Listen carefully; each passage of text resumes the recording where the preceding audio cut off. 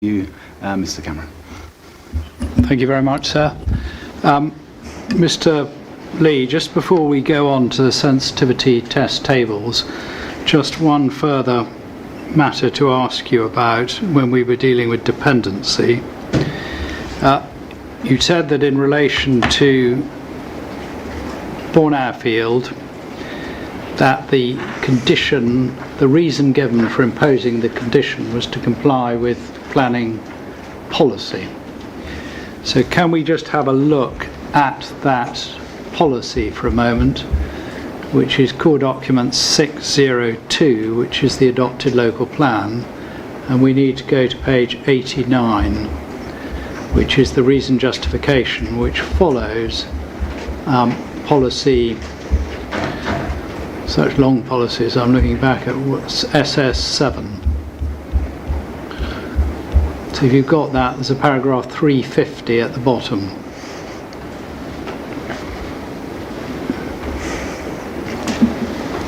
Yes, I have that.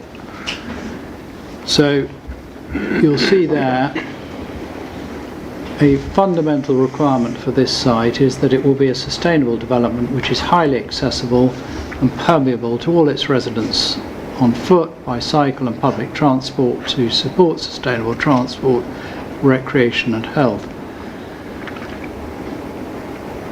Segregated provision for buses and cycle use provides for quicker journeys, greater use and improved safety. Together with development at West Cambourne, extensive off-site transport infrastructure provision will be required to mitigate transport impacts, particularly between the new village and Cambridge. So when you say it was imposed to satisfy planning policy, if one looks back at the policy, do you agree that one of the reasons that lay behind the policy requirement was to require extensive off-site transport infrastructure provision to mitigate transport impacts? That was one of the reasons for formulating the policy, wasn't it? Well, strictly speaking, that's not part of the policy. That's part of the justification. Well, that's what I put to you. It was one of the reasons for formulating the policy, and yes. I described it as the reason justification, which is the legal term for the supporting text. Yes. Sorry. Yes. So I think you can withdraw that point. Yes. No. Fair enough. Anyway, we'll go back to the question, which is what the inspectors are interested in, rather than those type of points. The reason given for the policy was to require extensive off-site transport infrastructure provision in order to mitigate transport impacts. Do you agree? Yes. And do you also agree, and you'll know this from your experience in North Hertfordshire, that there's an evidence base that lies behind these plans, and that evidence base would have included transport analysis to justify the policies? Indeed it did, yes. And it did. And therefore it's not sufficient just to say, well, it was a policy requirement. One needs, do you agree, to look at why the policy contained those provisions? Yes. And that when one does look at that, you see it's that the off-site infrastructure is required to mitigate transport impacts. Is that right? It is, and that has never been a point of disagreement that infrastructure is required. Good. But the reason why we're discussing this is the claim of dependency in this scheme, not in in the planning application for those developments. And the point is that the dependency test for this scheme that's before the inspectors requires a test of dependency based on current transport patterns. But it works both ways, doesn't it? Because if a allocation of housing and other uses in a local plan is made dependent on the provision of infrastructure, that is a clear indication that that development can't go ahead without that infrastructure. Based on the evidence at that time, yes. Yes. And that is still the current policy. It's still the current policy, but the evidence is out of date. Well, you say the evidence is out of date. Have you produced a different transport analysis of the transport impacts of development at Bourne Airfield and Cambourne West? And no, and why would it be reasonable to expect me to have done? Well, why would you do that? Because in order to make good your point that the position has changed, you'd have to carry out an up-to-date analysis. And the up-to-date analysis that I've conducted is based on the data that I have access to, and one of those was the manual traffic counts on Madingley Hill, and the other was the live tracking data of buses along between Cambourne and Cambridge. But what you haven't done, what you'd need to do, is to carry out an analysis of the impact on service provision. I think the words were, I may have got them slightly wrong, on the entire surrounding network, not just a particular point on Madingley Hill, wouldn't you? Indeed, and only the Highway Authority really has the wherewithal to do that, and it is doing that as part of an update to its own strategic model, which at the time of producing this wasn't ready, and it chose not to delay this until it was ready. Thank you. So we can now go back to where we were going to go. So can we go back to core document 2960, which is the we've already looked at it, and we're going to go to the sensitivity test tables, because as you made absolutely plain in the evidence you've given before, these are the numbers that you put forward are sensitivity tests. That's why you've produced this, isn't it? It is indeed, yes. And if we go back, I can turn the pages because it won't go up on its own. And we can look at the tables which we have on page 3. Now, we know, because you've said this in your evidence in chief, that we only need to look at the calculated BCR metric because you accept those figures. Yes. So we can effectively ignore the estimated and the difference. Indeed, yes.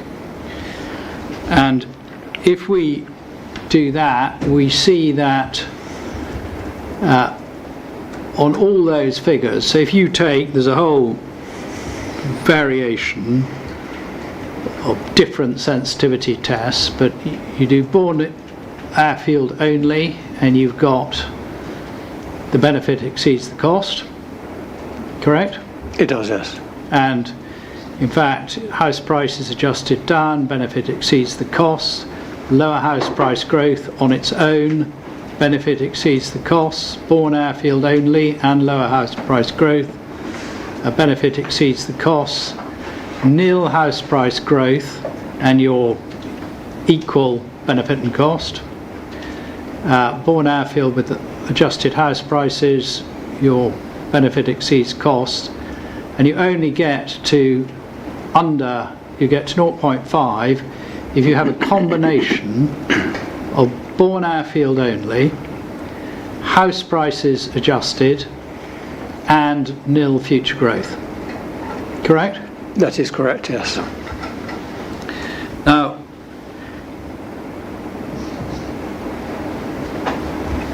if you're going to do a sensitivity test on land value uplift, as you have done, one needs to look at, or if you're going to do sensitivity tests, it's often the case that you look at a range of sensitivities, because there could be things that push the ratio down and there could be things that push the ratio up. That's yes, stated obvious, but yes, a point that Mr. Parker made when he was cross-examining Mr. Whitehouse, I think, was that in the economic case addendum, it had only tested up. In other words, it tested additional housing. It hadn't tested lower growth scenarios specifically for the land value uplift. Yes, but if you're going to do a test, at the moment, the developments which are said to be dependent, I know you disagree, Bourne Airfield and Cambourne West, they have planning permission, don't they? They do, yes. And the local authorities have published one first proposals plan, Regulation 18 plan, Yes. which promotes further growth at Cambourne. Yes, 1,950 homes, yes. Yes, well, that's further growth at Cambourne. Indeed. And so, do you agree that it's reasonable, when you're carrying out a sensitivity, to carry out a sensitivity test of something which is proposed by the local authorities? Absolutely, it's prepared to do a sensitivity test of that, yes. Thank you. And if we go in this document to page 538, which is Appendix C to the MHCLG appraisal guidance,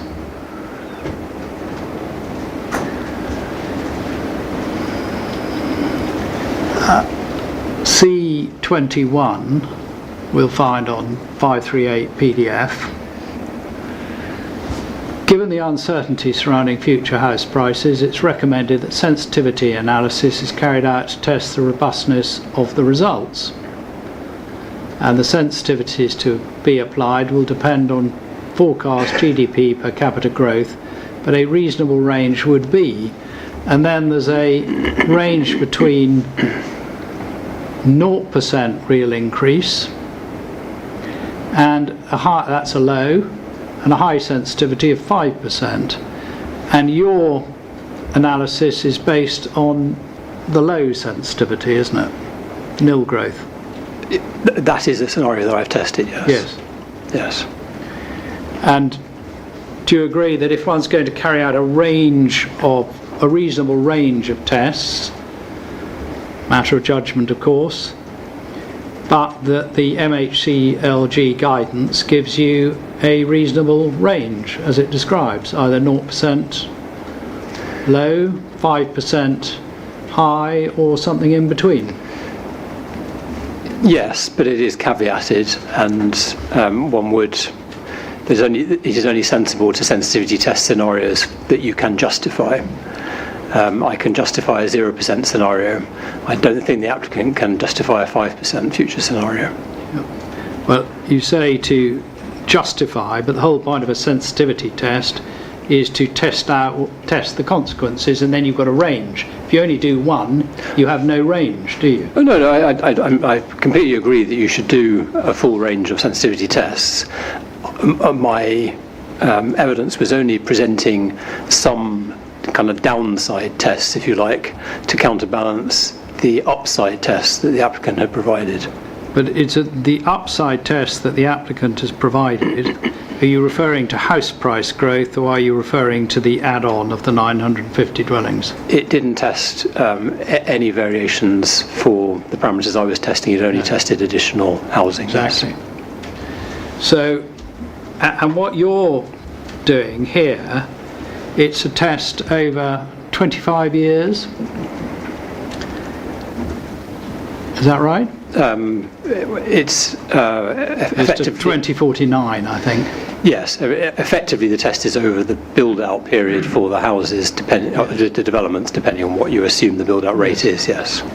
So let's assume for the moment it's 25 years. So your sensitivity test, it's not an assumption, it's a sensitivity test, but you make an assumption to carry out the test.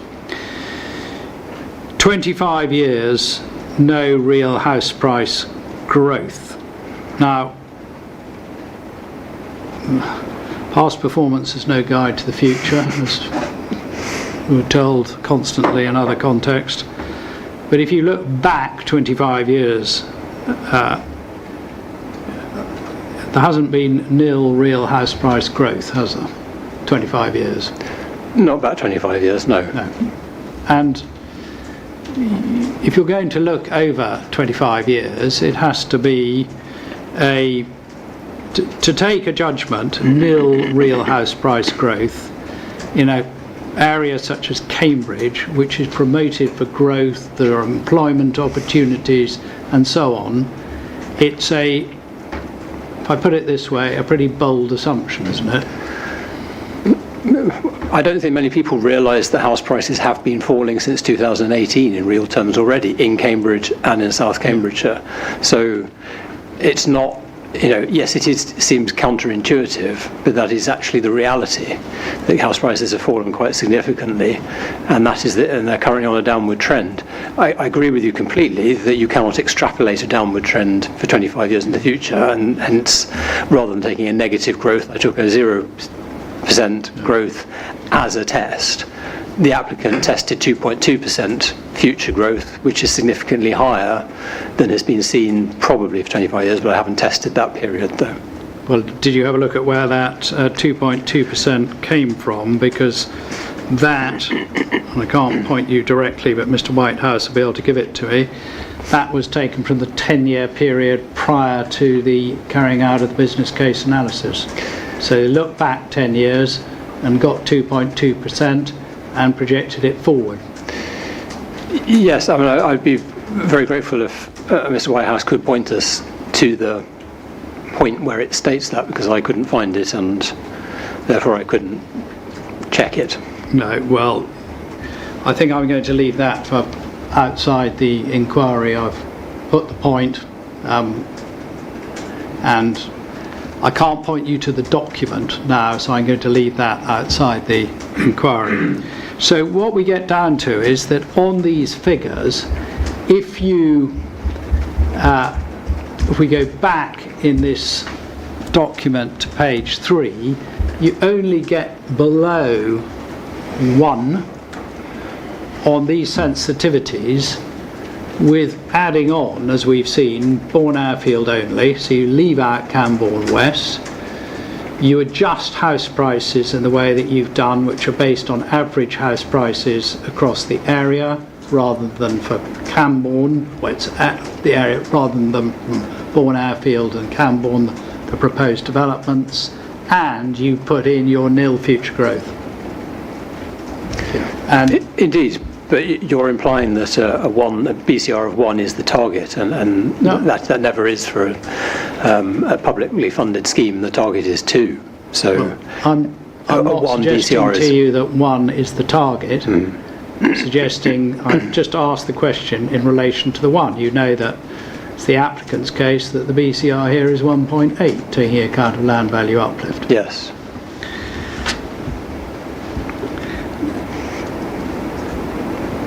And is there any dispute about the 3.2 figure if you take top of the reasonable range indicated in the MHCLG guidance, and it's not put forward by the applicant as the figure it's worked on? It's worked on 2.2, but if you do take 5%, any dispute with that 3.2 figure? I've got no means of verifying it, so I would have to accept it. Thank you. Now, just next thing I'd like to ask you about, and this is a point that you made in your evidence in chief, and is bus patronage figures. And do you remember you pointed to the 10,300 trips over a 12-hour period, which is referred to in the business case addendum? I do, yes.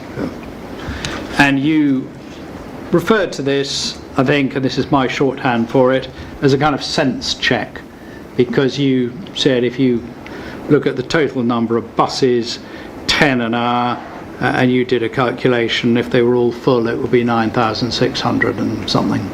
I did, yes. Yeah. Now, just as a rough sense check, if you have, let's just take the park and ride scheme, and we have got, we looked at it earlier in the inquiry,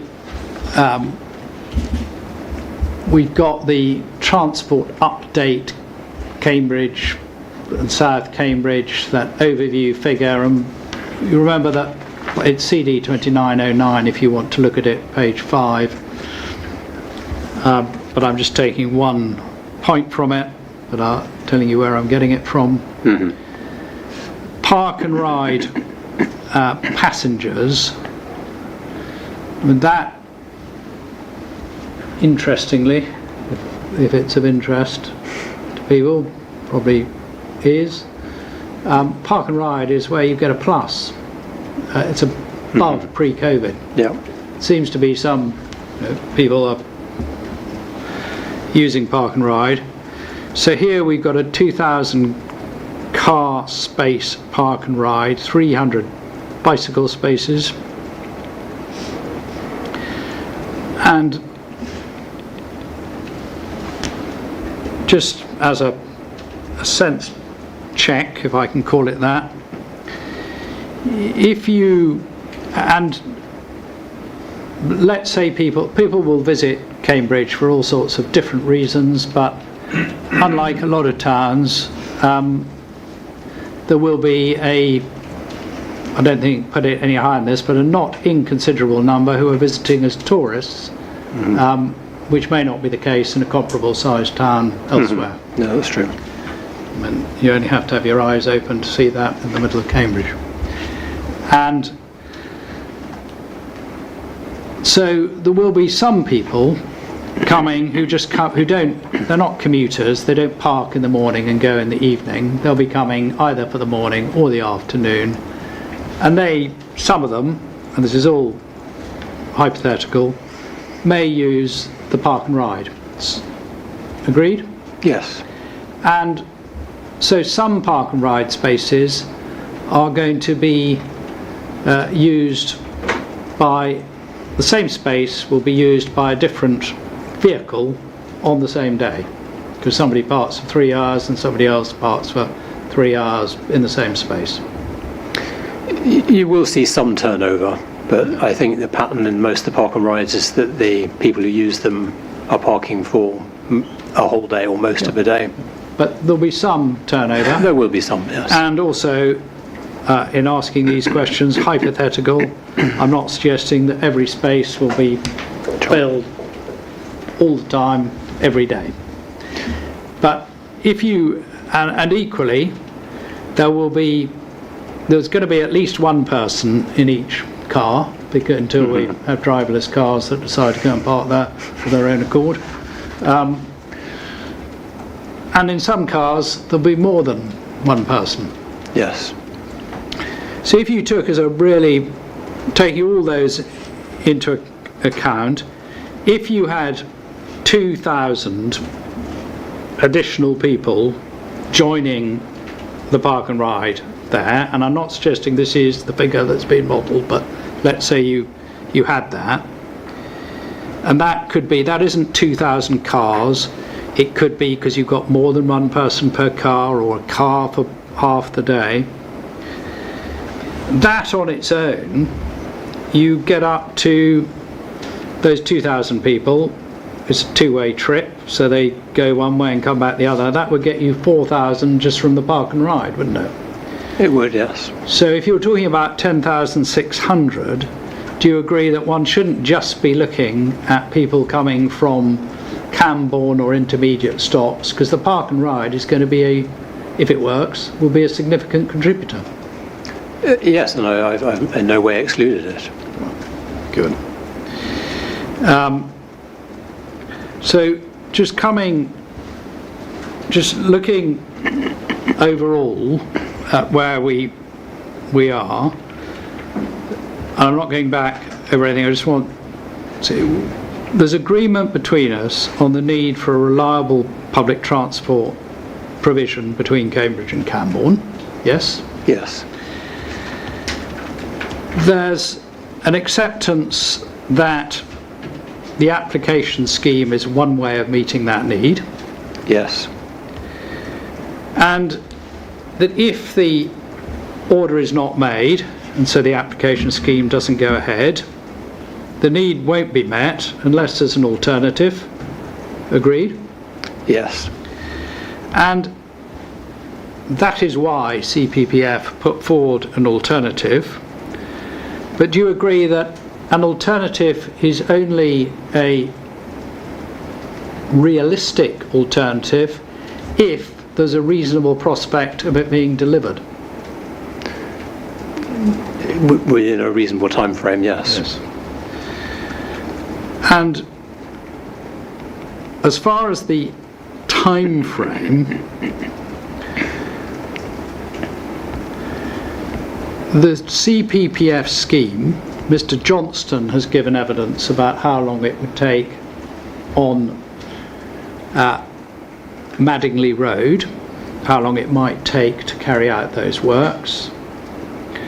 But if one adds the bridge over the M11, as you quite rightly pointed out, you'd have to make allowance for acquisition of any land that was required.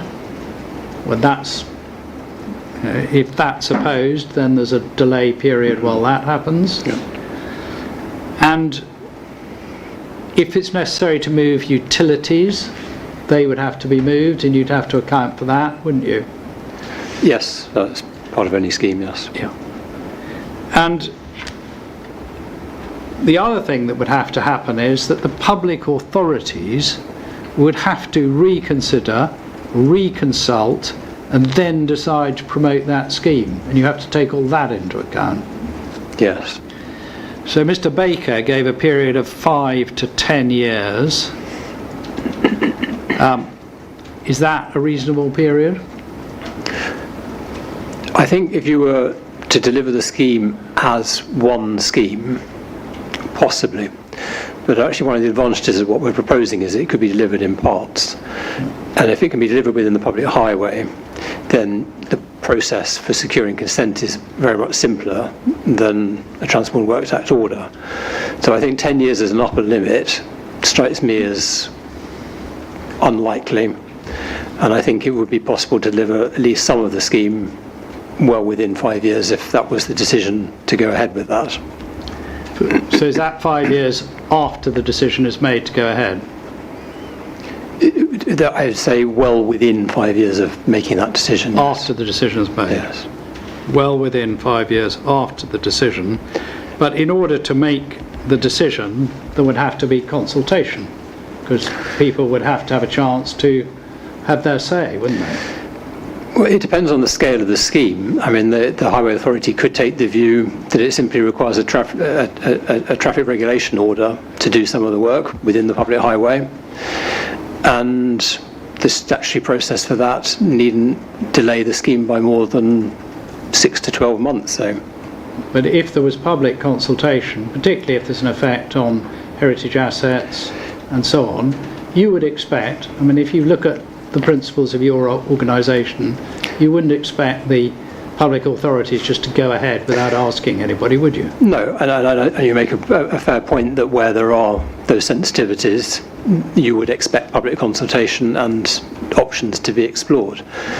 But there are parts of the scheme that are less controversial that could be delivered, that would provide benefit almost immediately and could be delivered very much quicker. So therefore, a phased approach would be what I would recommend, and that phased approach would be kind of synchronized in effect with the development. So as the development generates traffic, the scheme progresses and it is able to provide additional capacity for buses. But there's no point doing part of the scheme if you can't do all of it, because you end up just moving the traffic jam down the road, don't you? Well, as my analysis of the bus journey time data shows, the problem is much less severe than it was, and therefore you require a smaller intervention to solve the problem, fully accepting that the scale of the problem probably will grow, and therefore you need a more extensive scheme. Whether ultimately you need a continuous bus lane all the way from St Neots Road to Paddock Park and Ride, I don't think is necessarily proven, simply because we haven't seen the modelling of any of that, or of the C2C scheme for that matter. So I don't think the benefit of our scheme falls if we cannot deliver the entire thing. And let's just look at timing again. So you need to have a time pause, decision to go ahead or to consult, modelling done, consult, consider the results of the consultation, and by the time you've done all that, as long as you do it properly, so that's a year, that you're talking about 3 years or so for that, aren't you? Before you even can decide to go ahead. Yes, if you were to take the scheme as in its entirety, but the Greater Cambridge Partnership has progressed what it described as quick wins on the A1307 without going through that lengthy process. It's phase one of the CSET scheme. It was able to deliver some of those interventions much more quickly because they were within the public highway and used the highway authority's powers. Yeah. So we have, let's say, 3 years for that, and then within 5 years. So you're getting up to, because I know it's within, up to 8 years, aren't you? Sorry, I don't know how you arrived at that. 3 years for a consultation, because you then said once you've decided to do it, it's within 5 years. Well, I was meaning that once you made that initial decision to do that, so in other words, if the order isn't granted for this and the GCP resolves at that point to explore an in-highway option, to my mind that's the decision. It's a decision to do consultation and design and all the rest of it. But we've heard from experts that the actual build time is 18 months to 2 years. So if your estimate of 3 years for doing the consultation and decision making is reasonable, then you're adding 18 months to 2 years to that. So you're within 5 years on that basis. Plus, if you're going to go across the M11, any compulsory purchase process for that. Yes, but I don't think that part of the scheme provides sufficient benefit to be necessary from the outset. I think if that was deemed to be necessary, I don't think it would harm the scheme if it was delayed at a later stage. In other words, there's an addition added. That's going to take another 2 years add on to the programme. Potentially, but as I say, the actual benefit in terms of journey time savings over the sort of 50 metres or so that you're crossing the motorway is not that significant. So in other words, if you built some of the rest of the busway, the bus lane, you would have gained significant benefit for buses already.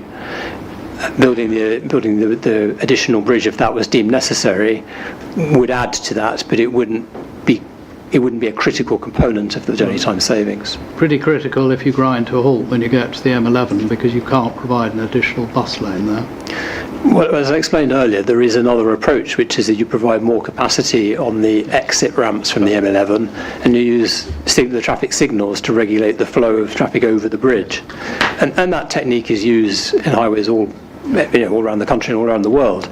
So it's possible to do that as an alternative. But we won't go back on that, but we know that hasn't been modelled. No, but there's no reason in principle why it couldn't. Yeah. So,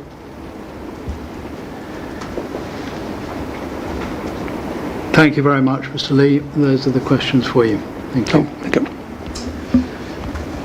Thank you. Can I just see whether Ms. Dr. Mariti, you've got some questions? Yes. Thank you. Microphone.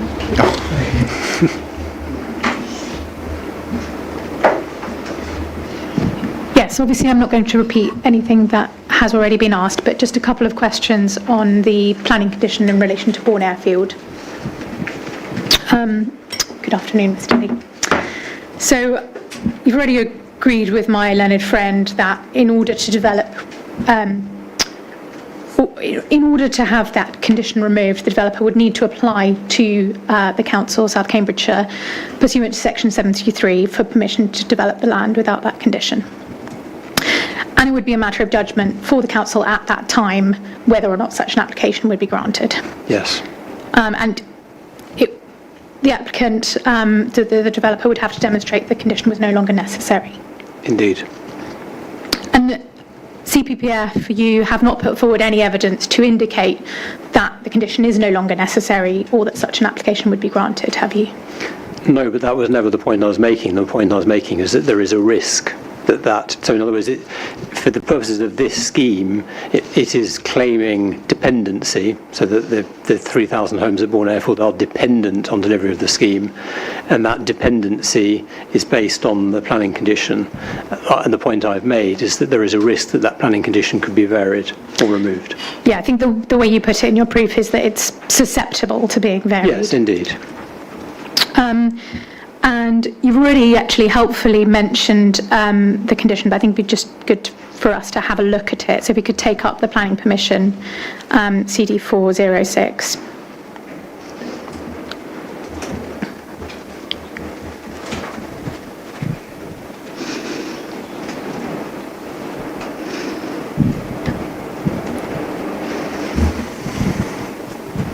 And just looking at the description of development to start with, the proposal, we see that includes public transport infrastructure, highways, and the first section of a strategic public transport route. So obviously the local planning authority would have to consider whether any removal of condition would be consistent with that description of development, wouldn't it? It would, but the description of development is obviously for works within the red line boundary, and therefore it's the busway component within that, and that connects into Cambourne as well as to the east. And in terms of the condition itself, which is on page 13, condition 13.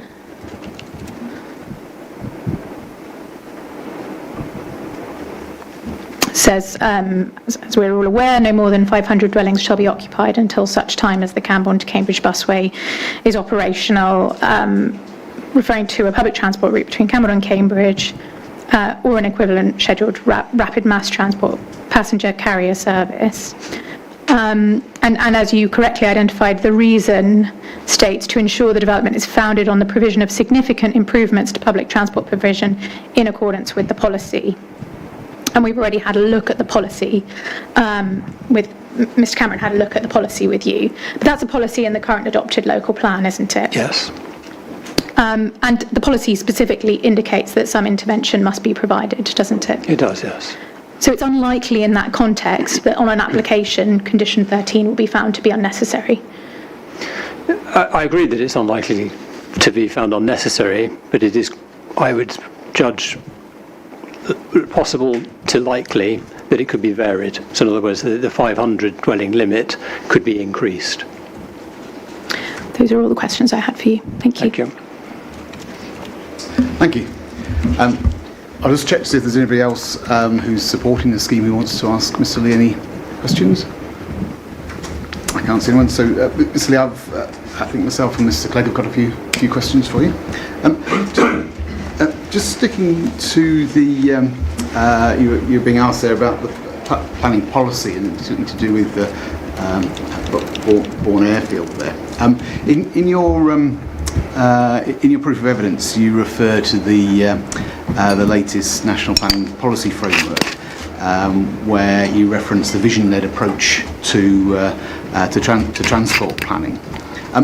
Can you just explain a bit more about your approach there? I mean, are you suggesting that the proposed scheme doesn't accord with the vision-led approach, or are you suggesting that the developments which the applicant is saying are dependent, the developments which the applicant is saying that there's a dependency don't accord with that, or have I misunderstood what you're saying there? So I think so certainly one of the reasons I cite the vision-led approach is to contradict the applicant's traffic growth assumptions. So not specifically to do with any development, but one of the arguments it is used for why an outbound busway is required, or why segregated route outbound is required, is because traffic will continue to grow, and that we should be extrapolating forward on the basis of historic growth in traffic. And the MPPF explicitly guides planning authorities not to take that as your starting point, but rather to take a vision-led approach in terms of what mode shares you're seeking to achieve, and then to design the infrastructure to deliver that. And therefore, this what's called predict and provide, where you take historic data and you extrapolate forward, leads you to scenarios which are no longer recommended by the MPPF. Does that answer your question? There may be other contexts in which I refer to it. I'm just going to double check on that. No, it was particularly, I think, your paragraph 4.2.13.2. Just thinking back to the local plan policy, which obviously was written before, I think, the MPPF. If you remember, Mr. Cameron took you to a particular section of that policy, which talked about effectively the transport infrastructure requirements. Yes. Does that policy not demonstrate a vision-led approach rather than a predict and provide approach? It does, and that's the reason why I've explained that the context for citing the vision-led approach is specifically around the traffic growth, and the applicants claim that congestion is going to get kind of inexorably worse, and therefore, even though there's no evidence now that there's a need for an outbound bus lane in particular, that there will be in future, because traffic growth will exacerbate congestion and will create congestion where it doesn't exist now. And my point really is, my proof, I believe, was only that approach to justifying an outbound segregated route is not supported by the MPPF policy guidance.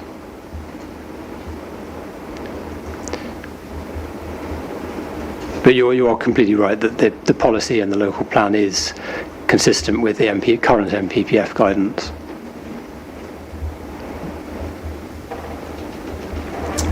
Thank you. Again, this is something you just help me with. You made some comments about the difference between, I think, maximising the effects on journey time as opposed to optimising them. And Mr. Cameron asked you a follow-up question on that. But just help me. Could you explain again to me what you see the difference between the maximising? And I can't remember whether you talked about maximising benefits or maximising effects as opposed to optimising them, just so I can understand your point on that. Yes, okay, yes. It's a very important point, and I probably didn't explain it clearly enough. So, to take an example, where the applicant has at times claimed that the objective of the scheme is to deliver a congestion-free route.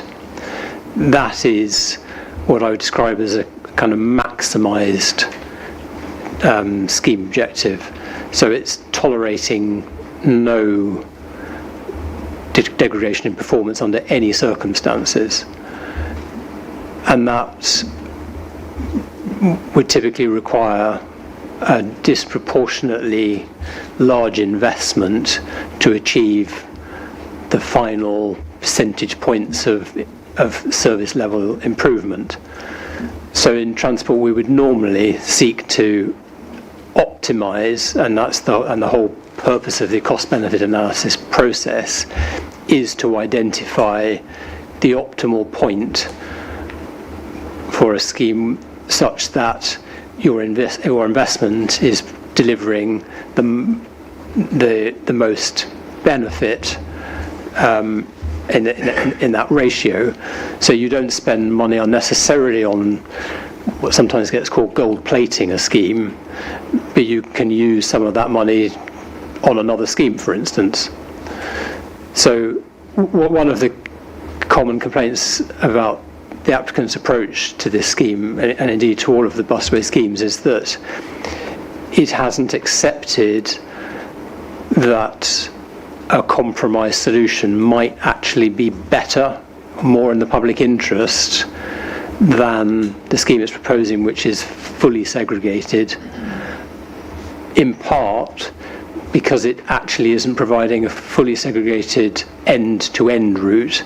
It's only providing a fully segregated portion of the route, and therefore the benefits that you're paying a premium for to gain by, for instance, building a new bridge over the M11 to create a two-way busway are somewhat undermined by the fact that once the bus gets to Grange Road, it then has to mix with ordinary traffic and would typically take about 20 minutes in the peak to get to the town centre, city centre. So in a transport world, you would say, well, rather than maximising the benefit for the scheme that we're going to build, you would take a more balanced view and you'd say, well, actually, as we're proposing, you build an inbound bus lane, which solves the problem about the congestion inbound, but you don't then go the next step and build a segregated route out because you might need it in the future. But couldn't the same be said of the fact that the scheme stops at Grange Road and doesn't attempt to deal with the issues with bus transport within the city? Within the centre of Cambridge, because I know the city centre and the centre of Cambridge might be different. So is that not an example of optimisation as opposed to maximisation? No, because the scheme proposes nothing for the city centre. I mean, it ends at Grange Road. There is no proposal for how buses, how the reliability of bus journeys from that point into the city centre will be improved. So the scheme is very much within the kind of red line boundary of what you've been presented for the order, which starts at Stirling Way in Cambourne and ends at Grange Road in Cambridge, and it is sought to I would say maximise the benefit there by providing as much segregation as was possible, although there were compromises on that, because the intention was to provide a fully segregated route all the way from Cambourne, and it is actually now on road through Hardwick, so there is a compromise there, a compromise I believe out of necessity. But wouldn't that be optimisation then?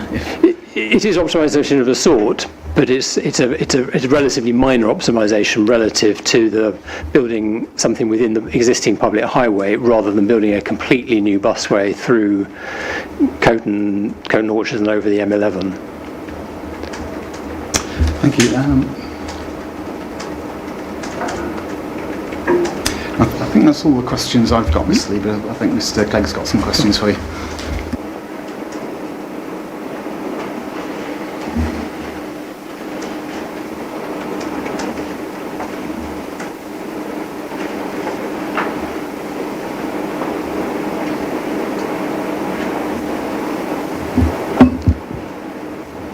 Mr. Lee, if I could just take you back to something you were being asked about not so long ago concerning the outbound traffic. You accept that there's a problem in terms of inbound movement? Yes, absolutely. And that needs addressing, and that's why your alternative proposal just has the inbound bus lane? Yes. And I think one of the arguments that you've put forward in relation to that is that traffic's coming from different directions. There's congestion in the city centre, and that holds it up and back, and then therefore it backs up Madingley Road. Yes, indeed. It's the mix of traffic, local traffic, with the traffic that's moving between the A428 and the M11. I mean, in many places one's aware of peak flows in both directions at the beginning and the end of the day. And I just want to try and understand why you're saying that doesn't occur at Cambridge, given that traffic isn't just trying to get out of the city centre, but presumably traffic on Madingley Road is coming from a number of directions into that one road. Have you taken account of the traffic coming off the M11? Traffic coming from the city centre, traffic coming from West Cambridge? Yes. So the traffic, as it travels out on Madingley Road, is mostly dispersing, other than the injection of traffic off the M11 to go west to get to the A428. But once it gets to the Madingley Mulch roundabout, the traffic is dispersing to get onto the A428 and to go onto St Neots Road. Madingley Mulch? At Madingley Mulch roundabout, yes.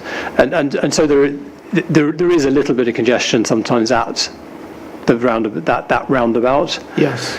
But it is not significant compared to the congestion that's caused by the traffic that is coming inbound, where it is, some of it is going into Cambridge, some of it's going to the Madingley Park and Ride, some of it's carrying on to the city centre, and some of it's turning right to go onto the M11.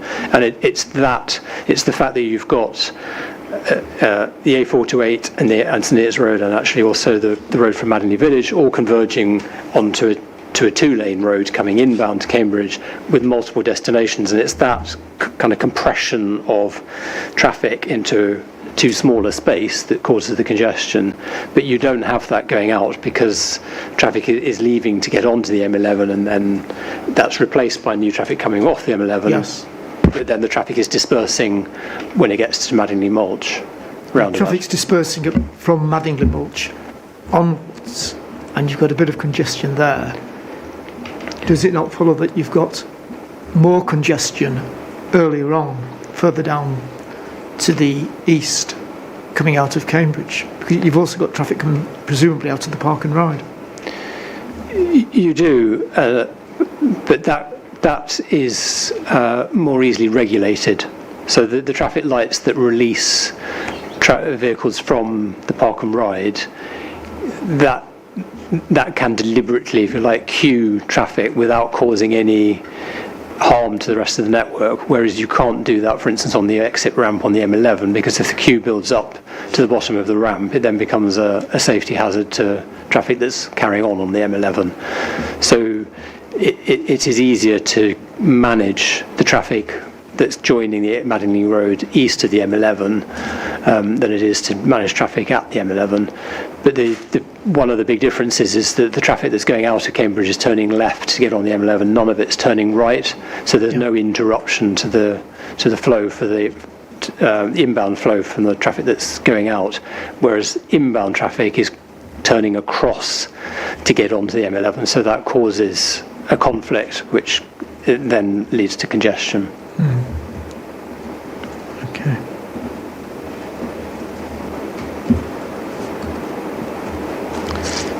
Now the CPC alternative is to that stretch from Madingley Mulch down towards Cambridge. Yes. There's no objection to the proposal to the west, is there? There is no objection in our in our statement of case, no. Do I take it then, you've already said in response to questions from Mr. Cameron that you accept that there's a need to improve transport infrastructure between Cambourne and Cambridge. This is the proposed scheme before us is one that will do that. You put forward an alternative for the eastern section. Mm-hmm. You don't object to the section to the west. Do I take it therefore that you accept that what is proposed to the west is an appropriate means of addressing the need there? So in my report, I do actually look at the rest of the route. Yes. And I do make some observations on that. So no, we are not formally objecting to any of that, but we do have views as to the appropriateness of it. So, for instance, I personally, professionally question the benefit of adding a park and ride, because you actually attract people to drive to it rather than take the bus from close to home.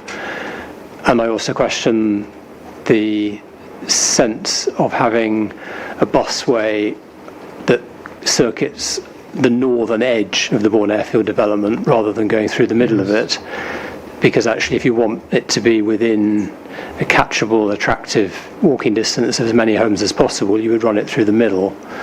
Whereas as it is, people who live on the south of that development have a fair distance to go to catch the bus. So no, we don't have a formal objection, but I do have some reservations about the design. And I do have, in my report, I proposed some interventions that would provide benefits that are different to what the applicant's proposing. So some reservations, some matters of detail about which you're concerned, but no objection to a segregated route in part?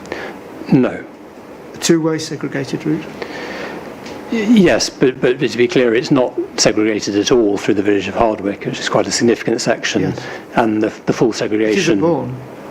Yes, it is, and that's because that's a greenfield. Well, it's a brownfield site, but it's so they have there's no restriction on providing a two-way busway there, whether it's needed or not.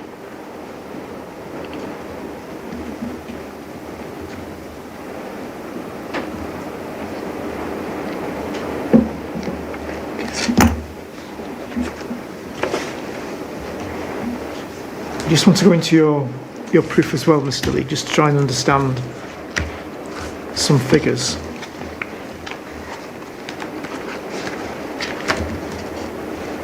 Just get my reference. I think I'm in your Appendix A, which is your report.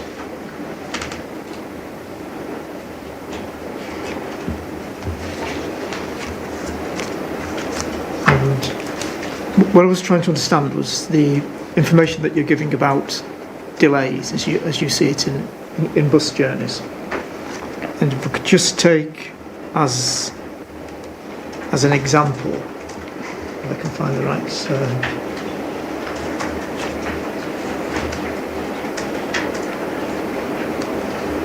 reference. On page 10, below the table there, you've got section 411, inbound journey times. And you refer to the delays there. For example, you point to figure 2, which gives a medium delay, 15 minutes in 2019. Now, the source of that, I think, is in your figure section 13 on page 34.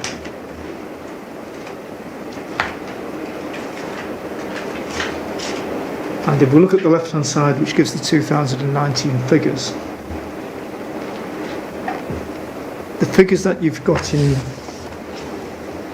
the report proper as delays, they seem to be, the same figures seem to be the journey times. And I just wanted to be clear about what you're actually describing and referring to. Are you giving the overall journey time and then referring to that as a delay?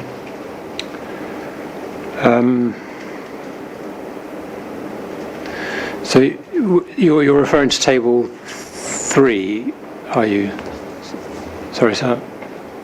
No, I'm looking on the other side of the report. I'm looking at figure 2. Figure 2. And I'm looking, I've just taken as an example, though I think it happens elsewhere, the 2019 inbound journey time that you've given there, which I think you've used that figure in 411. And I think in one place it's being described as a journey time, which suggests it's the overall time that the bus takes to travel on the route. But I think in the report proper it's referred to as a delay, which presumably the delay is only the excess. Yes, no, you're absolutely right. I would have to verify that, and it is possible I have made a mistake in that. I think, and in which case, table 3 I think does deal with the delay position, but I just want to be clear about exactly what figure is which. yes, I do need to be clear on that. Would it be acceptable to you if I verify that afterwards and confirm in writing if there are corrections to be made, what those corrections Yes. would be? I think we need to be absolutely clear on that point. Okay. And would it make sense also if I resubmitted the graph 13.1.3 on page 37 where the key has been corrupted Oh, that we looked at I yesterday. think we've already put in a request for that. Yes, I was going to remind you about that, so thank you. Right, for okay. One thing I didn't say yesterday, which may have left you a little unclear, was that I described 4 of the lines on those graphs, but not the 5th percentile. And the 5th percentile essentially there is to indicate a fastest typical possible journey time. So it basically means that 1 in 20 days, that's how fast the traffic goes. So it's near free flow. And it's kind of your baseline to then see variation. Would you take that as the baseline? Yes, I mean there are other ways to do it, and actually the table. If you took that as the baseline, would that allow adequate dwell time at the stops? The dwell time is unpredictable, unfortunately. Yes. So it does, because it is tracking buses. It is actually incorporating bus dwell time. So yes, but it is probably on a day when perhaps there was nobody waiting. On days when there was nobody waiting at those stops on that section, or there were very few people, but there would be some people joining the bus that's incorporated in that 5th percentile, yes. So it's not free flow in the sense of you were in a private car and you were driving down. It is free flow for the bus, accepting it's a vehicle in public service. So, Yes. apologies for interrupting, and all in favour of Mr. Lee providing clarity on information that's already there. Yes.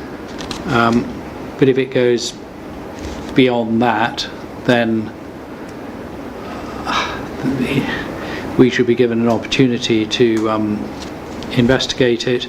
And it may be, I'm just trying to suggest this as a practical way, that before that note goes in, if it's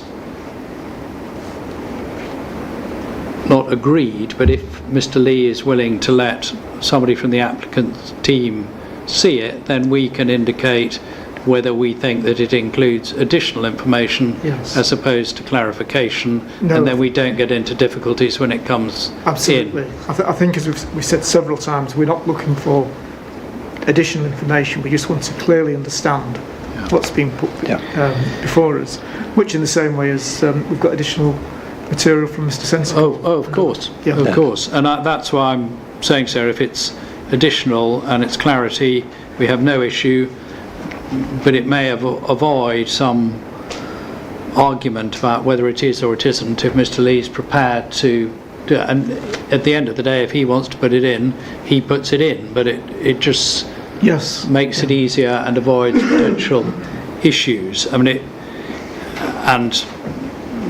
looking at his figures on page 34, it is difficult to tell whether the 7 minutes, for example, is the addition to those lines, the difference between the one line and another, or whether it's the total. I can see that. Yeah, and I have no desire to add any new information. I will only seek to correct information that is incorrect currently. And what I propose is that I submit a document with that graph appearing correctly and any other corrections, and a separate note which sets out precisely what has changed. And I'm very happy for the applicant's team to review that. Well, that's very kind. Yes. And I think that would, and I mean, it'll be Mr. Lee's note. It's up to Mr. Lee what he puts in, but it could save a bit of time. And Yes, no, I have no desire to make. I'm entirely happy for that to be shared with the applicant's team first, before it comes in.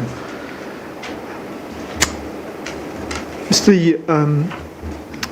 CPPF have been very critical of the proposed scheme in a number of ways, particularly in terms of the modelling that's been undertaken, which we're told should be viewed as being unreliable, concerns about the benefit cost ratio and other factors. You've got an alternative scheme. What is the basis for that being an appropriate way forward, other than comparing it with the more extensive scheme put forward by the applicant? The reason that we believe this is worth considering is that if it is deliverable, or at least a form of it is deliverable, and provides sufficient benefit and satisfies the policy requirements at significantly lower cost, then that is a material consideration in assessing the order application before you. Putting to one side other considerations, the environmental considerations, from the transport point of view, is the main difference that's in your mind simply the cost of this scheme? So I come wearing a transport hat, and therefore my concern is that the benefits are not proportionate to the cost, but the wider applicant team, the wider CPPF team have a much wider range of concerns, including the ecological impacts on Coton Orchard and the fields to the west of to the north of Coton and south of the American Cemetery. So it is the collection of concerns that motivate the proposal for an alternative.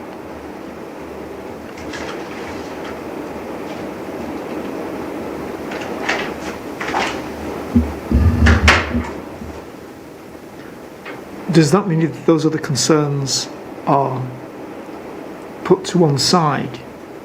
There'd be a different view of the proposal? Sorry, so which concerns But will you be said put it was aside? a collection of concerns that led you to your view on the scheme. So if you put the other concerns, the environmental concerns, the heritage concerns to one side, does that lead you to reaching a different view in the... It doesn't lead me to a different view, because now as a transport professional, but previously as a leader of Smarter Cambridge Transport, I and the team that I had around me did not believe that it was an appropriate solution for the problem that needed to be solved. And that was primarily on transport grounds, because we were an organisation that was promoting sustainable, accessible, equitable transport. But I don't think you can fully disaggregate transport from its other impacts on ecology and heritage and community. And therefore, those reinforce a sense that the applicant scheme is not the most appropriate solution to the problem. Okay. Thank you, Mr. Lee. Thank you. Mr. Parker, I'll now invite you to ask any questions in re-examination you might have. I do have a few. I'm conscious of the time, but I do have a few. First question, just in terms of your role at the inquiry, Mr. Lee. I don't think Mr. Cameron sought to make anything of it, but I just want to make sure the inspectors have the full picture, which is that it was pointed out to you that you had objected to the scheme in your as an individual, so to speak. If you can just take up your objection, which is CD2, objection 231.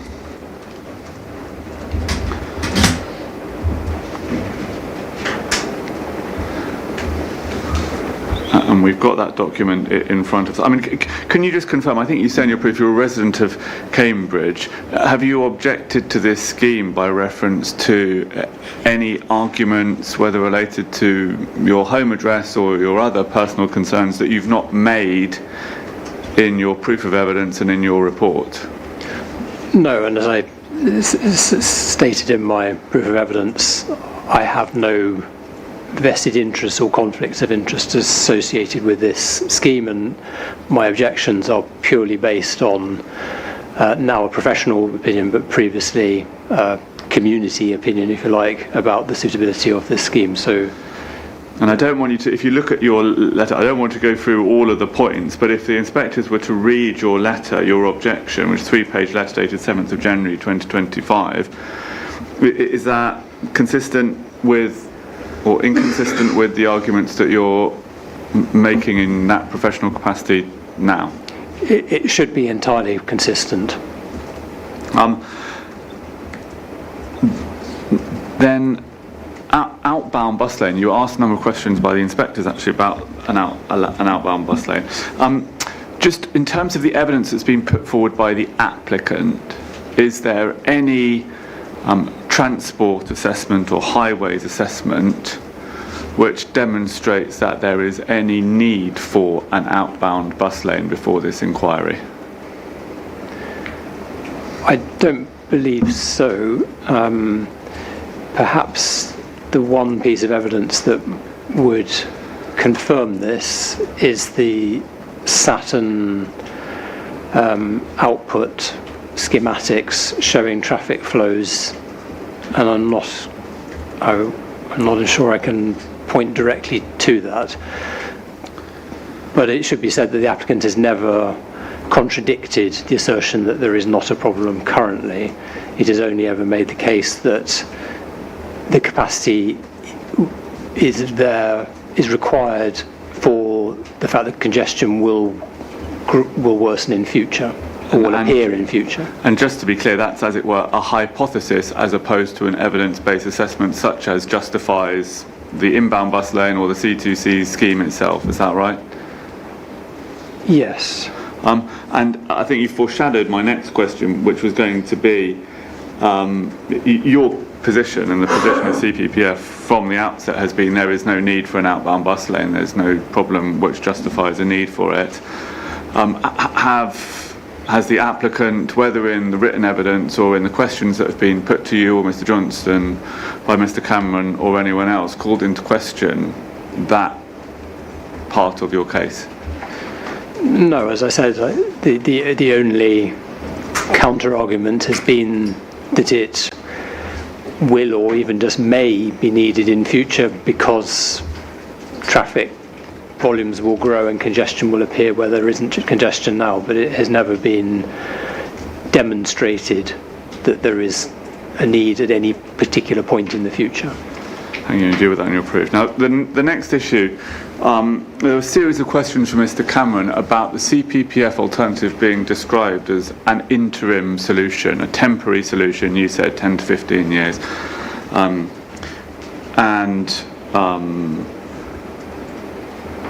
Until further transport options which were being developed, you referred to East West Rail, which is a committed scheme. You referred to the potential for some kind of replacement for the CAM scheme, and so on. Now, in terms of why you say the CPPF alternative is an interim solution, I'd understood all your evidence about that. I just want to understand, if you were to look at the C2C scheme, so the applicant scheme, in the same way, is that, in your judgment, an interim solution or a permanent solution, viewed in the same way that you have been looking at describe the CPPF alternative? I see it as a permanent solution for improving bus travel between Cambourne and West Cambridge, but without further intervention to provide connections onward to central, north and south Cambridge, or even East Cambridge. In a sense, you're right, it's an incomplete rather than perhaps an interim solution. So insofar as your view that the CPPF scheme was a temporary solution until East West Rail and CAM come forward, again, would the same point apply to the applicant scheme or not? I think we've had an answer to that question. Yeah. Okay. Thank you. I'll move on. The next thing I want to ask you about. It was put to you in terms of the CPPF alternative that in coming up with the parameters for the CPPF scheme, you could develop within the corridor that had been identified, but that development outside the corridor would be unacceptable. That was the word that Mr. Cameron used. Repeating back what Mr. Johnson said in evidence about the corridor. That's how I put the question. Okay, well, fine. That's the way it was put to you in the question to you, there'd be unacceptable adverse impacts. Now, I just want to explore again the way in which you have proposed and put forward the CPPF alternative. Let's say, for example, that the applicant is considering an inbound scheme, an inroad scheme, and takes the view, contrary to Mr. Johnson, in fact, 3.2 lane widths are not appropriate, and that you should have 3.6 metre lane widths, and therefore you would go outside the parameter that PPF had set for itself in coming up with its alternative. Is the CPPF alternative, in your view, premised on the basis that that would necessarily be unacceptable and would lead to unacceptable impacts in the CPPF alternative scheme? No, we took the view that it was better to err on the side of minimising ecological harm, because part of our case is that the ecological harm of the C2C scheme, in particular the impact it will have on the Coton Orchard, is unacceptable, and therefore it would seem a sensible starting point to minimise the ecological harm of our alternative, fully accepting that through the evolution of design it may be the case that some of the constraints that we imposed on the scheme prove too constraining and therefore prevent a scheme that would be acceptable to the Highway Authority, and in which case you would then have to vary some of those constraints. So, for instance, trees that we might have sought to retain might then have to be considered, well, could we justify removing those trees instead? And we're not talking about trees at the Madingley Wood SSI. I'm really looking at trees at other points along the route. Next topic, the cost comparison. In your proof at page 39, you came up with a cost comparison which you had it inflated, and the original figure was 37.7 million, and it was inflated to 62, and it was put to you and you accepted that was only for part of that, the figures on which that were based, low cost option B, were only for part of the scheme, yeah? And it was put to you that wasn't therefore a true comparison with the 190 odd million for the applicant scheme, yeah?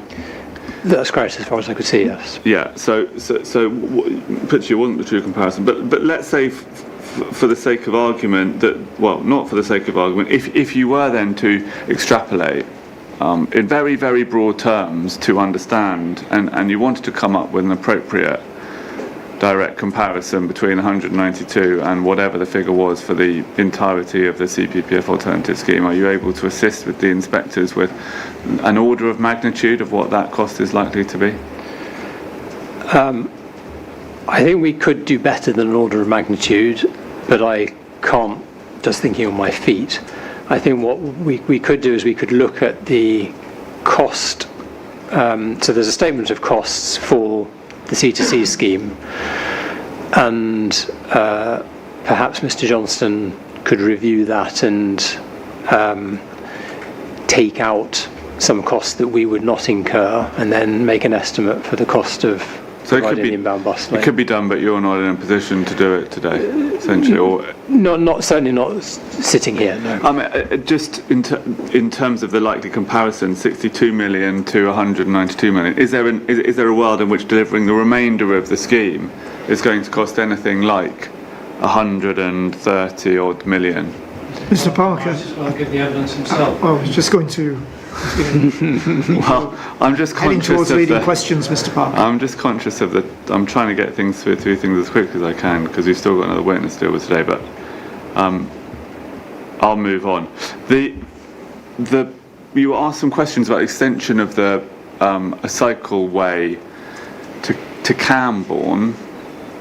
And Mr. Cameron asked you a lot of questions about uncertainty, need to acquire land. Can you just be very clear about what would be necessary to deliver a cycleway to Cambourne along the route that is being proposed? So, my understanding from memory is that there is an existing bridleway that runs to Highfields Caldicot, and that it is legal to cycle on that now, and it is within the Highway Authority's powers to improve that route to make it more comfortable for cycling. And so that is a starting point, but the alignment of that route is not necessarily optimal for serving the villages or for people who want to cycle from Cambourne. So therefore, other alignments are being explored that, under the current policy, require voluntary agreements with the landowners.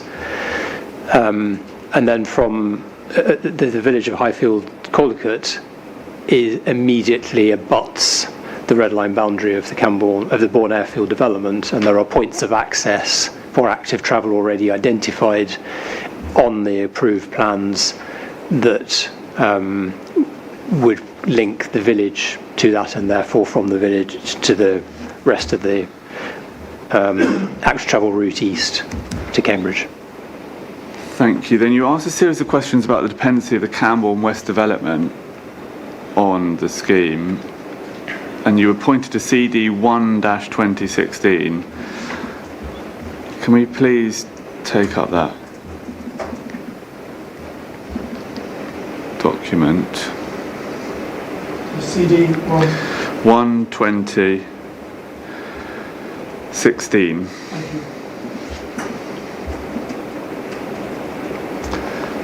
And we were on page 68.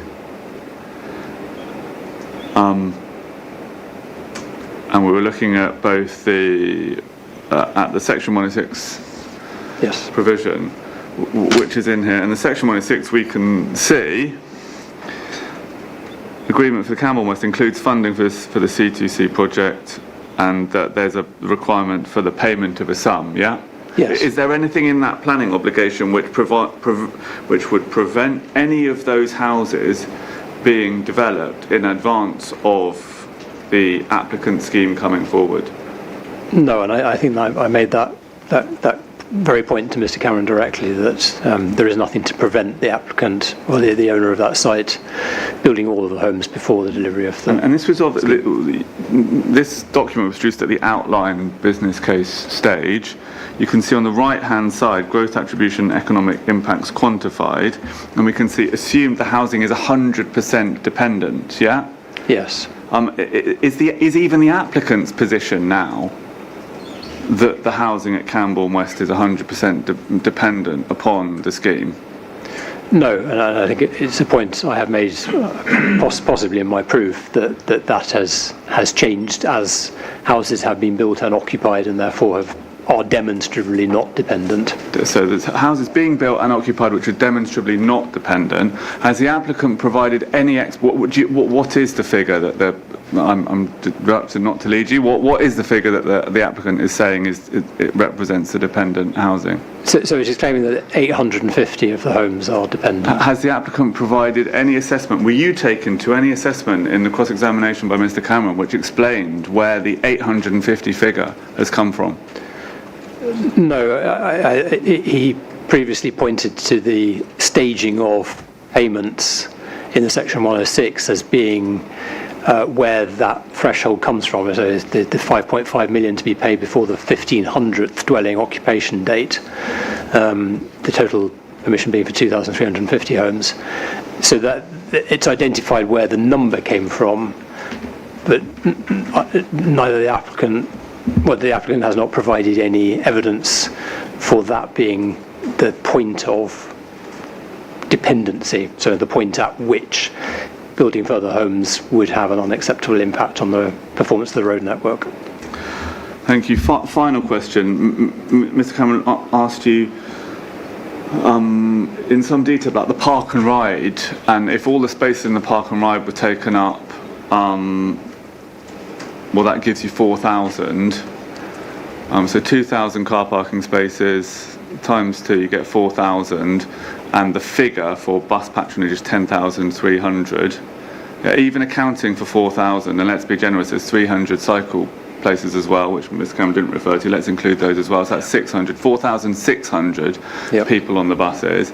Any explanation for where the remaining 6,000 odd people who are said to going to use this bus, any explanation for where they come from?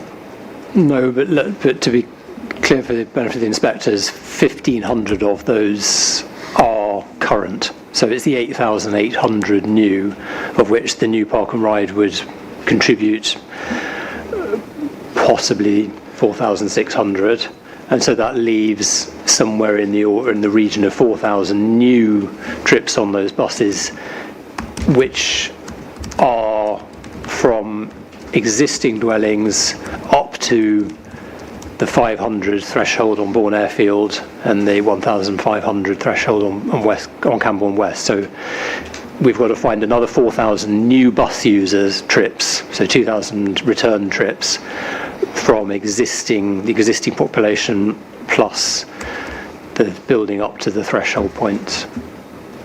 Thank you, Ms. Lee. Those are all the questions I had for you. Thank you, Mr. Lee. Can I just catch up again with both the CPPF and the applicant in terms of the various bits of information that have been provided in terms of whether any additional time's needed before asking Professor Hurst to give evidence? Good to go. There's one caveat. The team is checking the numbers in the table, but I don't need to worry about that because if there's an issue, we'll pick it up later. But my questions will just cut through the numbers. So good to go from our side. The only thing I want to say is it's not going to be an hour now. We've got a fairly lengthy note. I'm going to go through all of that in cross-examination, so we're going to go a bit beyond an hour. I just simply flag that now to be totally transparent. Okay, thank you, Mr. Anderson. Mr. Parker? Yeah, I'm ready to go. I'm just conscious that Professor Hurst is not a professional witness. She has other obligations, so we just need to check in terms of her timing, in terms of her availability, if we're going to go beyond time estimates. But subject to that, that's the only thing I wanted to flag. It may be there's no problem, but we need to check with her. Well, I'm proposing to take a short break now anyway, and it's just gone 3:15. We'll resume at 3:30, and if you can let me know there whether there's going to be any particular issues. Thank you.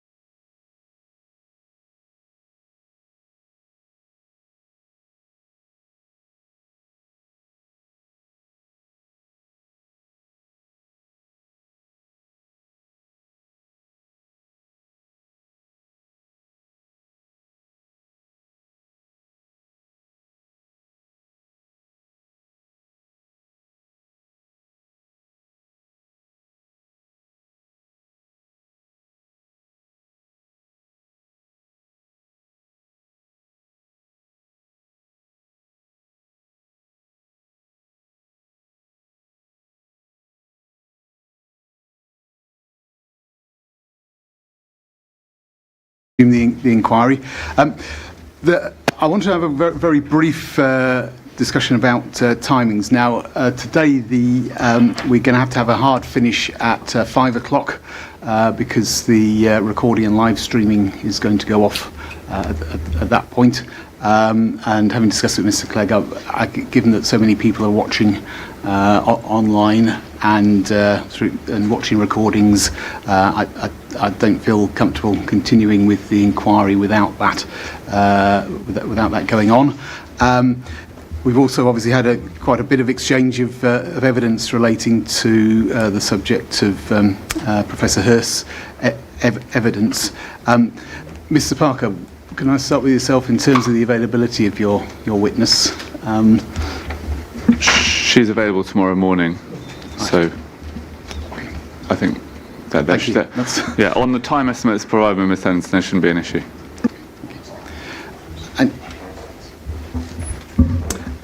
And Mr. Henderson.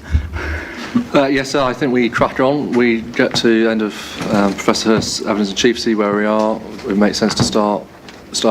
If not, come back in the morning, either to do the whole thing or to finish off. Okay. Well, in that case, Mr. Parker. Thank you. Good afternoon. You are Professor Louise Hurst. You have given a proof of evidence, a rebuttal proof of evidence, and you are the author of a note which has been provided to the inspectors. I'm just going to introduce you by reference to your proof of evidence, first of all. You say at paragraph 1.1 that your name is Louise Hurst. You're a Professor of Materials Physics, jointly the Department of Physics and Department of Materials Science and Metallurgy at the University of Cambridge. And you explained that you provide the evidence in a personal capacity on a voluntary basis as one who is concerned with climate change and the need for accurate, reliable evidence to guide decision-making in the development of net zero policy. So just a couple of questions on your qualifications and your relationship with the scheme and CPPF, please. So firstly, qualifications. Do you have any qualifications or professional experience in the subject matter, which is the subject of your evidence that you're giving to the inquiry today? Yes, I believe I do. Is your microphone on? It should have a red light. There's a button at the bottom that you need to press, and the red light should come on.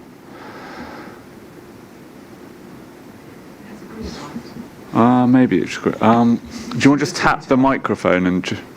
No, I don't think it's on. Wrong one.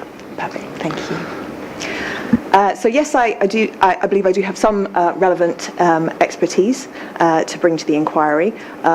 I'm not an environmental consultant. I'm not a transport modeller. I'm a physicist, and I am one who the primary focus of my research is on photovoltaic technologies. So I'm quite familiar with the discussion around low carbon technologies and also the discussion around net zero more generally. As a physicist, core of my day-to-day activities is analysing data, looking for trends in data and trying to understand what those trends mean, and also reviewing other people's work. So those are the skills that I hope to bring here today. Then in terms of your, as it were, involvement with the scheme itself, when did you first become involved with the scheme or take an interest in the scheme or become aware of the scheme and its effect on carbon? So I first became aware of the scheme documents in more detail when a grace was submitted to Regent House at the University of Cambridge on the disposal of land on the West Cambridge site, which was going to be needed in order to construct the busway. At that point, I submitted a comment, which is very common with this type of the process with the graces, where I discussed the carbon impacts and the carbon... Excuse me, Professor, for those of us not overly familiar with the terminology, yes. Can you just explain what you mean? So this is part of the governance of the University of Cambridge. I gathered that, but... Yeah. It's a mechanism by which senior leadership can take advice on future direction, and in some cases that can actually go to a vote at Regent's House. And as a professor, I'm entitled to a vote. But I'm also entitled to submit comments, and many people submit comments on a wide-ranging set of cases that are put forward, not just infrastructure projects, all sorts of things about our governance. And in this case, it was about the disposal of this piece of land, and that was the first time I looked in detail at the documents, and it was immediately obvious to me that there was a problem with the carbon calculations, just from looking at the graph provided in the environmental statement that showed a linear recovery in carbon out to a very long time period post 2050. That was the first time I reviewed it, and subsequently I met with people from CPPF, and I was aware that there was wider concerns, and that my input on the carbon case actually had some context to add. Thank you. So if you could just explain in a little bit more detail that stage, or that you said you came into contact with CPPF, how did it come to be that you came to be instructed, as it were, or involved with the CPPF case? So following on from that submission, I went to a town hall event at the Coton Town Hall. That was how I became involved with that. And then you've explained in a professional capacity, and in terms of then, you don't need to say where you live, but in terms of your personal relationship with the scheme, are you able to explain to the inspectors what interest, if any, you have with the scheme or its potential effects? Yes, so I am a resident of Coton, and I was loosely aware of the scheme's existence even when I purchased my property in Coton, and I was aware of that. It doesn't directly impact on my property, and wouldn't directly impact on my day-to-day life. I really became involved with it because of the carbon case, and that's what I want to talk about today. Thank you. So let's then turn to the evidence itself. There have been various exchanges of evidence, but I think really the starting point for what we need to talk about today is a carbon assessment update that was provided as an appendix to the proof of evidence of Mr. Saunders, and we'll look at some of that. And then the two documents that have been produced subsequently, firstly the note, carbon response note from WSP, and your subsequent response to that note. Now I want to start with the WSP note. So if you can just take up that note. And on page... Sorry, could you give us a reference for that, please? Is this the appendix to Mr. Saunders' proof?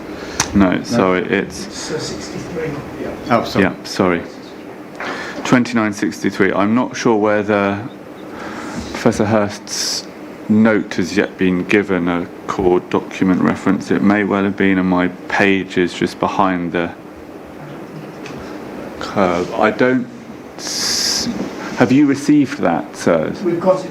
I don't think it's on the core documents. Okay, so we'll just have to refer to that otherwise. But yeah, so the carbon response note is 2963, and if you turn in that, please, to PDF page 2, and there's a heading background to the challenge, and you see reference at paragraph 3 to 2 points that have been raised. Firstly, in relation to whether the right tag book data was used in the original environmental statement, and secondly, explanation as to why there was an increase between the E series and the F series. And I want to ask you some questions about both those topics. So, turning then to your note, which I don't think we have a CD reference for, but we've got the note. We can see the way that you have addressed the points that have been raised in the WSP note, and can you just describe what you have sought to, I think it says it at the top, but just describe to the inspectors what you've sought to do in this note? Yes, so in the note provided just yesterday by WSP, they reassert the claim that they did indeed use the correct data set at the time of performing calculations that ultimately ended up in the environmental statement. And they say that the reason that was because of the date on which those calculations was performed. The data set that they used was the active data set. I refute that point in my note. To understand that better, it might help if I explain what this data is that we're talking about. This is the, is that okay? It is, but could you just slow down a little in your delivery, Professor? Sure. So we've got to take notes by hand. Yeah. So the data set that we're talking about here is the tag book data set that's provided by DFT. And it provides lots of useful information, but one particular piece of information we're interested in is something called fleet composition that is describing the makeup of the fleet by fuel type. So the proportion of vehicles that are electric versus petrol or diesel. And DFT has made some important changes to those data values just in the last few years. So they made an important update in November 2022, and then another update in May 2025. So the data set that was used in the environmental statement it predates these changes. It was actually from May 2022. That's version 1.18 of this data set. And it assumed that in 2050, you would have 56% of vehicles on the road would be petrol plus diesel. So, percentage again, please. 56% of vehicles on the road would be petrol plus diesel. So, a high number. The updated data set, November 2022, which I assert they should have used, gave the value of petrol plus diesel as being 32%. So a big drop. There was then a later update in May 2025 where the number of petrol plus diesel vehicles drops down to 18%. That's in 2050. All of these numbers are the 2050 values. So quite a lot of change in a short space of time. The important point here is that actually DFT prepared us for this. In May 2022, they prepared a document on fleet composition, which now appears as an appendix to my note. It's Appendix A. But it was also the link to that is also in evidence where it actually appears on the DFT website. And that note, that guidance document appears prominently alongside the tag book data sets that were available. And that note specified that if you were going to be reporting post-November 2022, you were required to use the post-November 22 data set. And WSP didn't do that.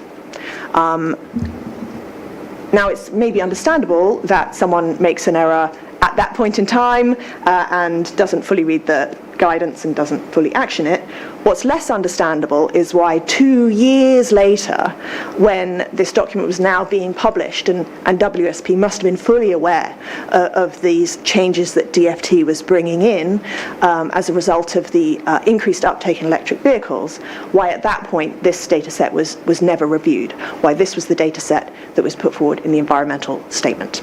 Okay, I just want to unpack a little bit by reference to what WSP now say in the most recent note. So if you can take up the carbon response... Can I just be clear on one thing? The percentages that you refer to at those different dates, yeah, they relate to the date 2050, is that right? They relate to the date 2050. Not the date that they come out. Not the date they come out. It's the value that they project. Yes, into the future. Yeah. And perhaps if I may just add to this, the importance of that is that electric vehicles have very different CO2 emission profiles to petrol plus diesel. Right now, today, they emit far less, about half as much, but going into the future, that number drops off dramatically as they are charged off the grid, and as the grid becomes less and less reliant on carbon-emitting technologies. So just going back to WFP's justification, firstly, right at the outset, to use the May 2022 data rather than November 2022 data. I don't want to go back to Mr. Saunders' proof, but you will recall that he explained, and I questioned him, he said he accessed the data in November 2022, but then in his note, WSP note that we've been provided with, we have a more detailed chronology. So if we can just take that up and see what he says about it. On page 5, paragraph 27 onwards, we see a section on the chronology. And paragraph 28, we see various numbered items, and we can see there at item 4, reference to the 30th of November 2022 data book release. And what's said in the note is this came into effect after the assessment of traffic modelling derived user emissions presented in the environmental statement were initially completed on the 18th of October 2022. So assessment completed in October 2022, and these assessments were reviewed on the 3rd of November 2022. And then moving down through the document, we see at paragraph 30 and then particularly 31, in the original assessment of whole life carbon, quantification of the traffic modelling derived user emissions and modal shift was completed in October 2022. So again, suggestion being made that this assessment was being carried out before the November 2022 tag book data was available. And then at paragraph 32, it said it's not best practice to utilise the forthcoming changes version in advance of the actual update to the tag data book, because the forthcoming changes data book is not formally in use. So I think what's being said in this note is, notwithstanding what was said in Mr. Saunders' proof about accessing the data in November, actually the traffic modelling was carried out in October 2022, at a point in time when the November 22 data hadn't been published, and therefore it was justifiable to use the May 2022 data because that was the existing data, and you shouldn't use forthcoming changes data. Yeah, I think that's what he's saying in that note. And I'd like you, please, in your note, at paragraph 2, you deal with this point. So can you just, by reference to the guidance that you refer to there, take us through that and what you say about that? Yeah, absolutely. So on the face of it, that sounds fair enough. It wasn't the active data set at the time when the calculation was performed. But to be clear, the November dataset was available. There was a dataset, version 1.19, which was the November, called the May, which was published in May 22, so long before that October 22 calculation took place, which was the forthcoming changes version, which included this update. And the guidance which I refer to in paragraph 2 of my response was explicit that they needed to use this data set. So I can quote from that directly. Just to pause you there, sorry, I just want to be absolutely clear about the chronology. You said it was available at the time. It was available from May 22 on exactly the same website accompanying the data set that they claimed to have accessed. Just pause and wait for my question for a second. Can you take up CD 2916, please, which you may not have available. That's the screenshot from the archive. 29-16, Tag Guidance Web Archive, 3rd of November 2022. I have it. Thank you. Just wait for the inspectors to get there.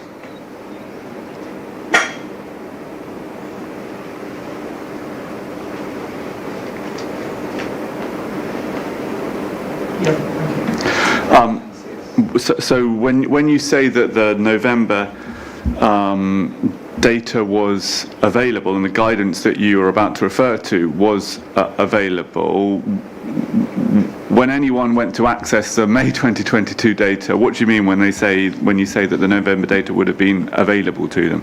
To access the May 2022 data, they would have clicked on this top link that says Tag Data Book. To access the data that would have been the updated version, the version 1.19 I just referred to, that included this lower percentage of petrol plus diesel, they would have needed to click on the link that says Tag Data Book Fleet Assumptions. And then to understand which data set they should be using, i.e. the instructions for using these data sets, they needed to access the document that's on the bottom of this list here, Forthcoming Change Regarding Fleet Assumptions. And that is the one that is in Appendix A of my note. Thank you. So now then, turning to Appendix A, what is it you want to say about Appendix A and the guidance that's given about how to use these data sets? So using these data sets is part of the orderly release process for TAG. And they were clear here, and I'm, to make sure everyone is exactly clear on the guidance, what it was. It states where your work is due to report after this date. Just let's get the page ref. So we're in Appendix B. I think you refer to it in your note. Page B, page 11. It's page 11, exactly. Of the PDF. So you're in the guidance now, and you'll refer which bit part of the guidance? It's that final paragraph. As per the TAG orderly release process, the publication of a set date for when the change will occur, November 22, allows users to plan their work appropriately.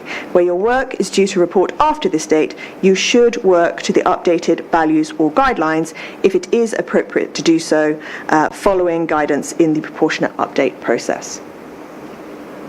So when... And we now know, according to this new note, that the data wasn't accessed in November, as Mr. Saunders suggested, but actually in October 2022, and that's when the assessment was carried out. But even on that basis, when the assessment was carried out in October 2022, was there any reasonable basis on which one could continue to use the May 2022 data in light of the guidance that you've just referred to? I would say specifically, no, but specifically in light of the fact that it made such a big change to the projection that was to come. So it was materially relevant, this change, and so it should have been implemented. So that's the assessment from the outset. In your position, you said clearly that even when this assessment was first carried out, that's the data that should have been used. I think in your earlier answer, you then referred to a period of 2 years after this point in time, during which there was the opportunity to review the data. Can you just now explain your position in respect of that 2-year period and what you say should have happened? Well, during that 2-year period, it seems clear that the preparers of this evidence would have been aware of the forthcoming changes, and indeed they were no longer forthcoming. They had been implemented and active for nearly 2 years at the point of publication. During that time period, it would have been appropriate to revisit this document and perform those calculations again, which they have never provided, actually. Thank you. Now, we can look at this number. Let's look at your note on page 1 in green, the justification given for this by WSP. I'm reluctant to say Mr. Saunders because I think the note wasn't authored by him, it was authored by someone else in WSP, so I'll just say WSP. But the justification given in the WSP is that the TAG proportionate update process acknowledges the rate at which the TAG data book is updated and suggests that it would not be proportionate to continually update the assessment in light of continual revisions to the data. And you deal with this point below at paragraphs 3.4. And can you just explain to the inspectors what your response is to this suggestion that it wouldn't have been proportionate to update the data? So the change in data is not continuous. There is an option for DFT to update every 6 months, but in that time period and in the intervening time period, the whole intervening time period, right up to today, there's only been 2 changes to fleet assumptions. Those changes were set out well in advance in the forthcoming change regarding fleet assumptions document that was provided. And so just in the process of this inquiry here, WSP has managed to put forward several different recalculations, and so it's not a huge burden to recalculate, and they could easily have known that it was necessary, and it's not something that's continuous. So they would only have to have done it once to be fully up to date. Thank you. And in terms of the guidance refers in your document to materiality. Again, in terms of whether the changes were material, what's your view on that? Yes, the changes were material because the drop is so significant in terms of petrol plus diesel vehicles, so those tailpipe emitting vehicles, and this is where all of the carbon recovery really comes from. And at that time, when they were using the E-series data, they were actually taking a single data point at 2031, or 2036, sorry, and then projecting out from 2036 all the way through to the end of the assessment period, which is 2085, and saying any carbon recovery in 2036, we're going to get the same every year, all the way out to 2085, despite the knowledge that there were these big changes to the fleet coming. So if you change that projection, you have a big impact on your carbon recovery, and given that the savings that were originally claimed in the environmental statement were so modest anyway, this completely wipes out any recovery you could hope to gain. So it was material. Thank you. So that's the data set point. Yeah. I then want to move on, because we obviously now have an assessment which has been carried out by reference to the May 2025 data. And that was the assessment that was put forward in the proof of evidence of in the appendix to the proof of evidence of Mr. Saunders. And there are 2 points which flow from that analysis that I want to ask you about. One relates to fleet assumptions post-2050, and one relates to the other issue that's identified in the note: why was there such a significant jump between the E-series and the F-series in terms of the carbon benefits of the scheme? So let's start, please, with the second of those points, and you deal with this on page 4 of your note. I think there's green text which makes this point, and then you refer at paragraphs 8 and 9 to your response to it. We now have the carbon response note from WSP. Which documents are actually going to? We're in Miss Hurst's, Professor Hurst's note. It's page 4. And at the top there's some green text which makes the headline point. What's your response to what WSP have said, or the explanation given for the huge jump in carbon savings as between the E-series and the F-series? Yes, so as part of Mr. Saunders' evidence, a calculation was performed using the E-series data and tag May 22, and then the F-series data also with tag 22. So only changing the transport model. And the effect was for the carbon recovery that comes from general traffic changes, so nothing to do with people actually taking the bus, just changes in general traffic flow. That carbon recovery jumps from around 30,000 tonnes to around 57,000 tonnes. So it nearly doubles, which is a surprising finding. And in the evidence provided in that proof by Mr. Saunders, there was no explanation for why this had happened. What was the origin of this effect? In the note, we requested some explanation, and the explanation that has been given is that there are fewer, in the F-series model, there is a reduction in the number of car kilometres on the road. That's it. So There's no number given. There's no explanation for where these car kilometres are coming from. The sum total is that there's fewer car kilometres. So we're to take it at their word on that.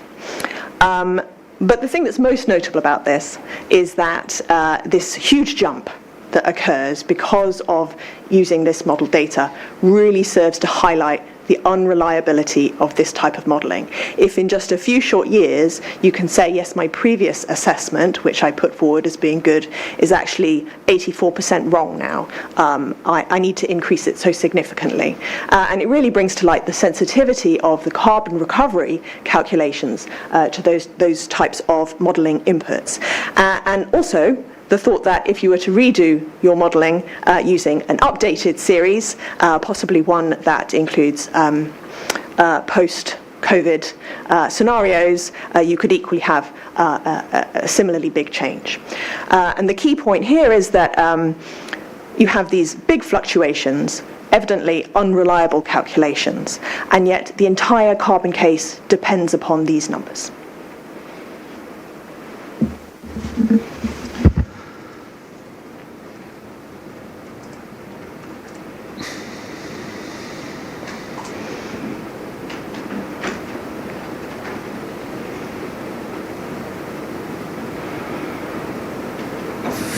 Thank you. Now, final topic then, fleet composition. If you can please turn to the WSP response, CD 2963, and turn to page 10 of that document, paragraph 58.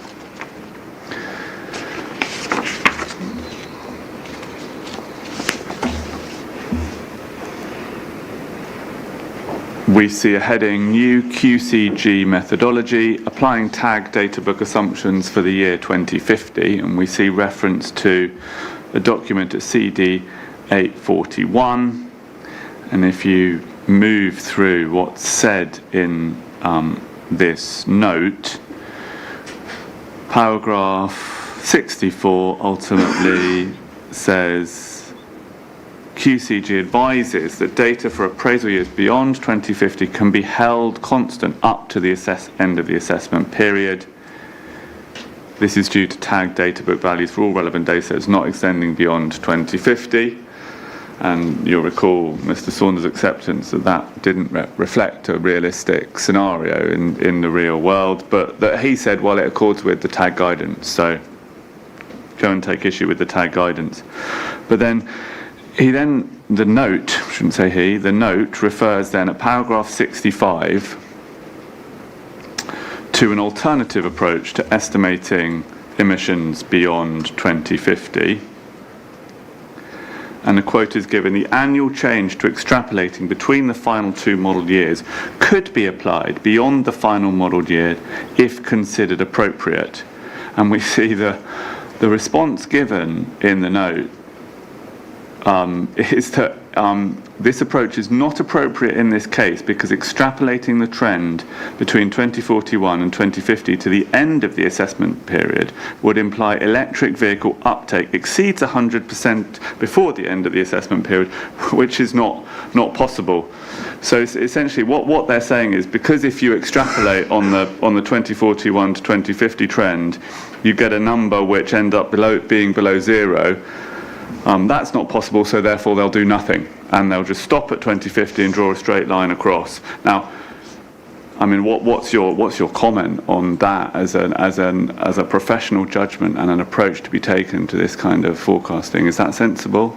I think it's not sensible. So, I think it helps to just take a step back for a moment and not necessarily think about what DFT is saying or what the guidance says, but actually to think about what we know to be true, which is that public policy is currently that the ban of the sale of electric vehicles the ban of the sale of petrol or diesel vehicles, cars, will come into effect in 2030, and this scheme runs to 2087. So any residual petrol plus diesel still on the road is going to be more than 55 years old by that time. So that's equivalent to cars on the road today from 1970.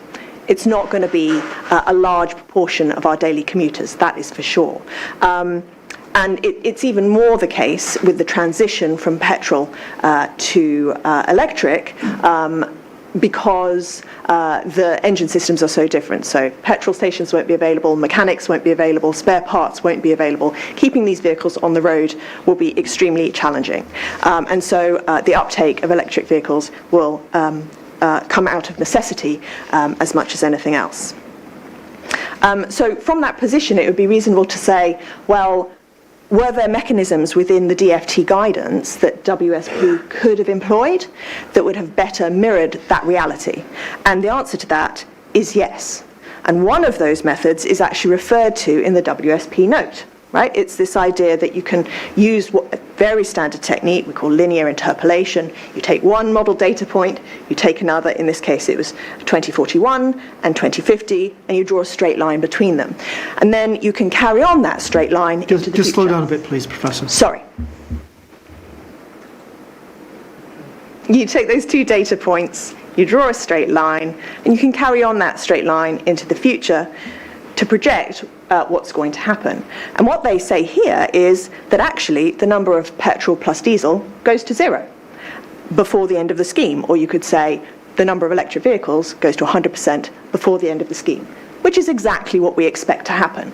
And yet they then say, because it goes to 100%, we therefore can't use this method. I think it's entirely reasonable for them to project to 100% the value we know will be reached, and then project horizontally from there on. No one's expecting them to say that we have negative amounts of petrol plus diesel. That would be ridiculous. Sticking at 100% electric vehicles would be entirely appropriate, and indeed it makes a meaningful difference to just projecting horizontally. Because you may say, well, in the updated tag, July 2025, the proportion of petrol plus diesel at 2050 is now only 18%. How much can 18% matter? The answer is a lot, because 100% of their savings during that time period, which is a really extended time period, comes from those vehicles. If you eliminate those vehicles, the carbon recovery completely disappears, and it is plain then that this scheme is a net emitter. It's worth pointing out that there's another scheme, if I may continue. Yeah, okay, we've got to be careful to take it in stages and make sure everyone's keeping up with you.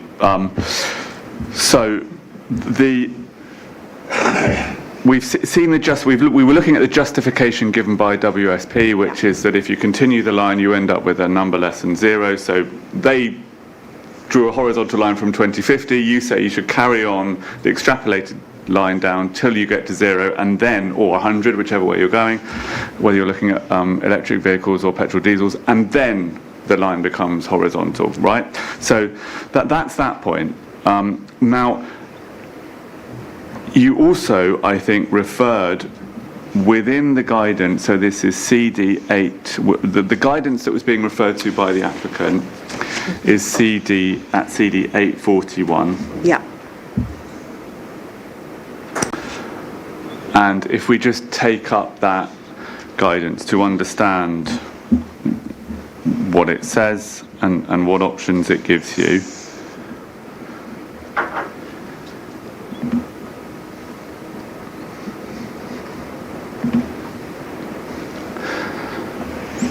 I have it. I'm grateful. We'll just wait for the inspectors to get there.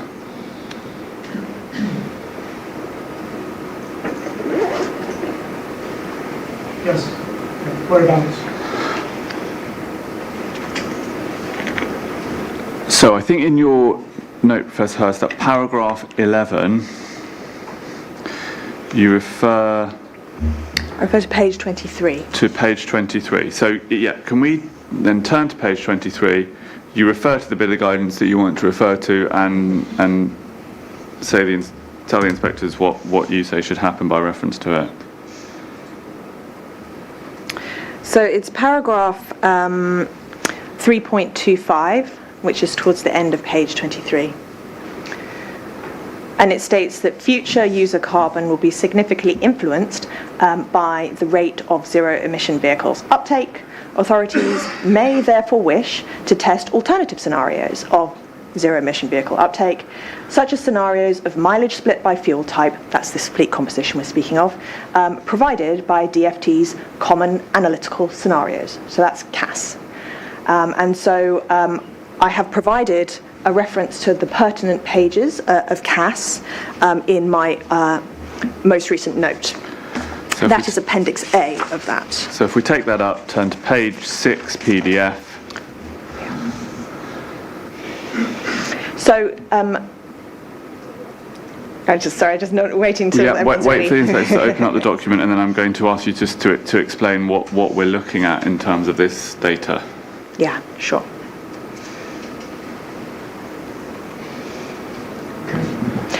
So CAS is a document also provided by DFT, and similarly to TAG, it's a spreadsheet and a set of guidelines of how to use it, but it takes in different types of scenarios. So beyond the core scenario that you could simulate or that you could calculate with TAG, allowing you to get a clearer picture on zero-emission vehicle uptake, and it's because DFT is specifically mindful of the big impact this can have on the carbon recovery you calculate with your scheme.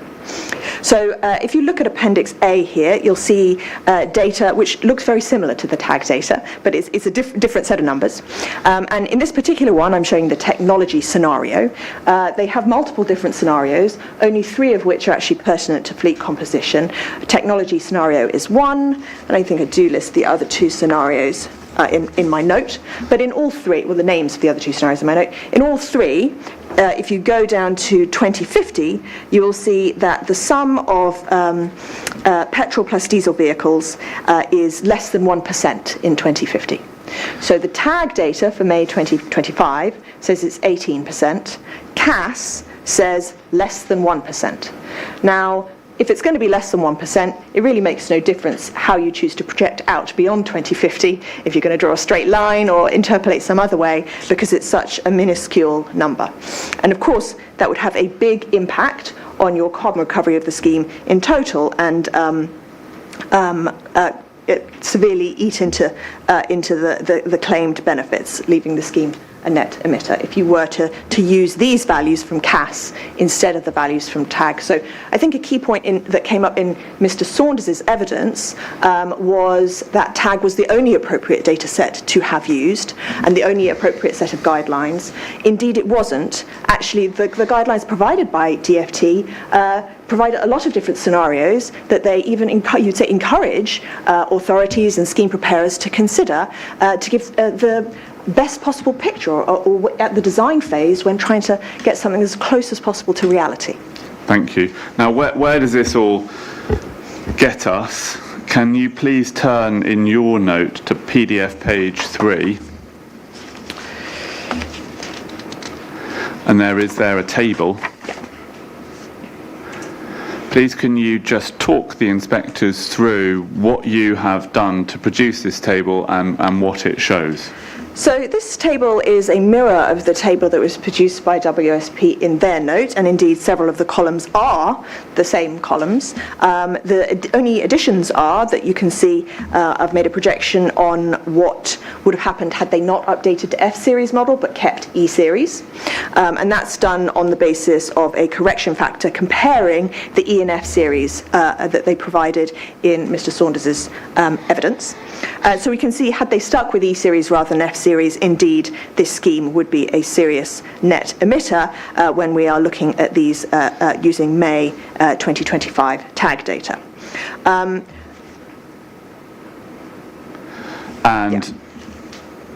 We see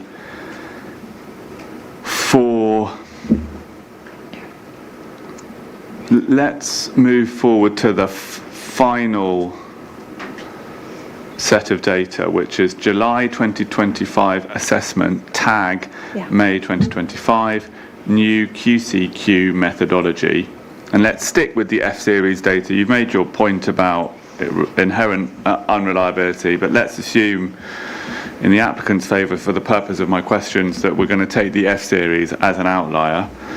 We can see in the final row, assumed final year electric vehicle percentage, that's 82%, which means by calculation 18% petrol diesel. Mm-hmm. So how does that relate to the presumed fleet composition point that we were talking about? What figures are represented in that F-series column there?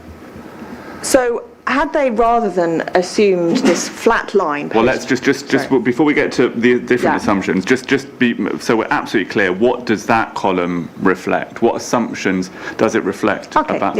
So they've used the F-series model. They've taken the amount of carbon they think they're going to recover in 2051, and the amount of carbon, and then they've used the modelling data, 2041, my error, the amount of carbon they're going to recover in 2041 using the modelling data from 2041.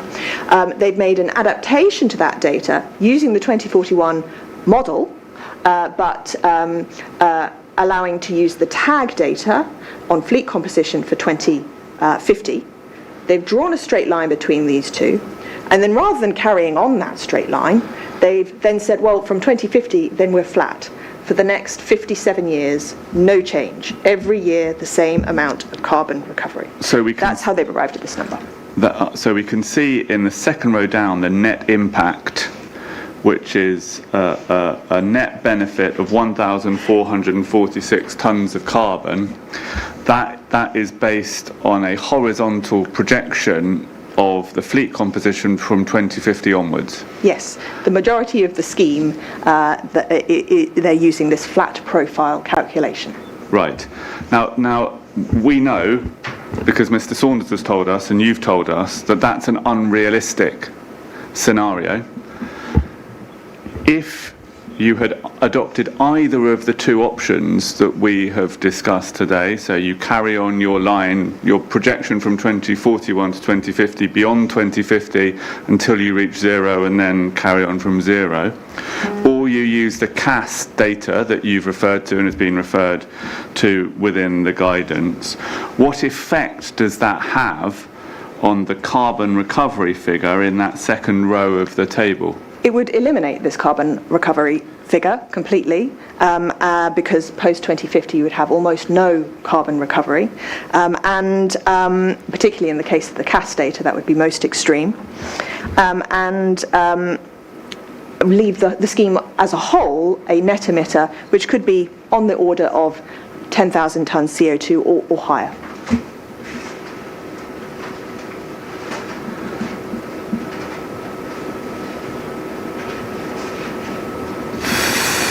Thank you, Professor Hurst. Now, you are... Just one more. The figure that you just gave us an estimate, I think you said 10,000. I said 10,000, Where did you get that from? So we can go back to the original environmental statement if that's useful, but if we look at the calculations made there at how much carbon is at the carbon recovery post-2050, we see that you still have about 10,000 tonnes of CO2 still to recover at 2050, if you were to use that assessment. It may be more than 10,000, it may be less than 10,000. I'm giving an order of magnitude number, just to say that it is significant in the context of the infrastructure carbon.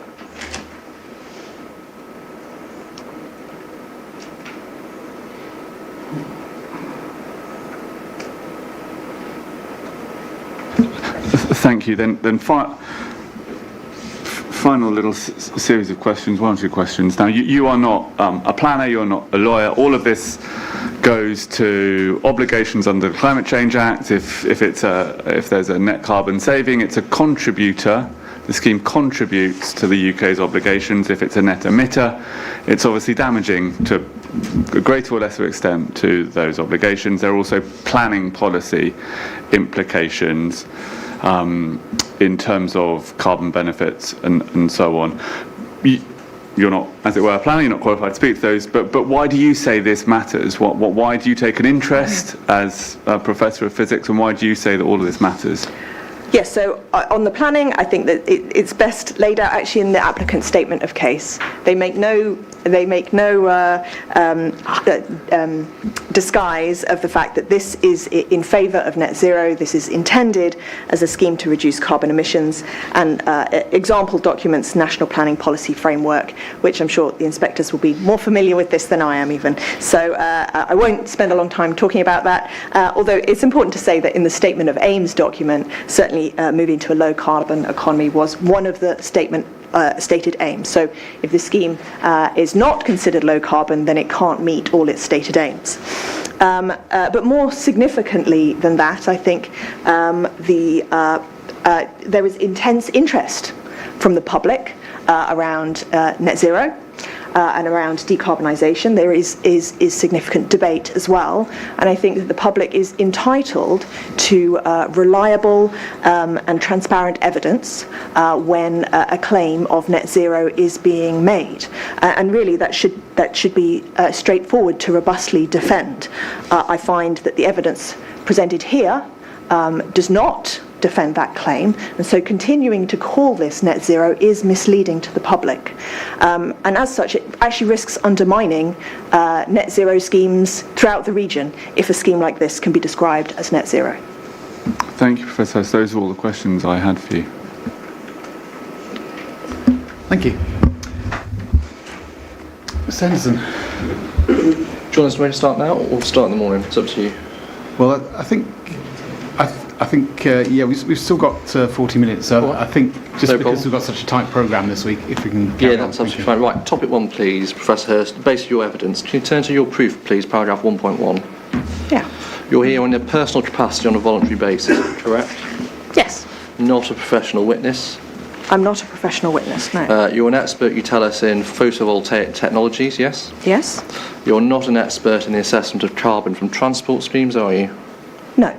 You're not an expert in the preparation of environmental statements either, are you? No. And nor are you an expert on carbon modelling within a tag appraisal, correct? No. Good. You submitted an objection, didn't you? I did. And in that objection, your position was that the order shouldn't be made, correct?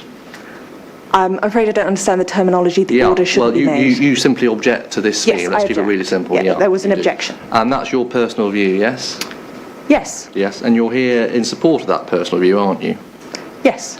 And therefore, in that respect, you're not giving impartial evidence of an expert. You're simply here to support the view that you've spat out already, aren't you? I don't think I spat the view. No, that you set out already. But I set out already, Yeah. sorry. So my expertise in relation to what is presented here, the evidence that's presented by WSP, I think I've been quite transparent about. I'm not an environmental modeller, as you've highlighted. I'm a physicist, and my role here is analysing what WSP have done to the best of my ability and with the information provided, and then communicating that technical information, which hopefully in a way that is transparent. With the objective of supporting your objection, yes? So to be clear, my original objection is entirely based around the carbon case. I understand that. And So my original objection was the carbon case, and my Yes. objection continues to be the Indeed. carbon case. And therefore, to answer my question, all the evidence you present today is with the objective of supporting your objection, isn't it? Yes, around the carbon case. Turn to your proof, please, page 8. It's paragraph 9.1. I don't think you've got internal pagination, but Paragraph 9.1. you've got a witness declaration. Help me with this. The evidence which I've prepared and provide for this inquiry and this proof of evidence is true and has been prepared and is given in accordance with the guidance of my professional institution. Which professional institution?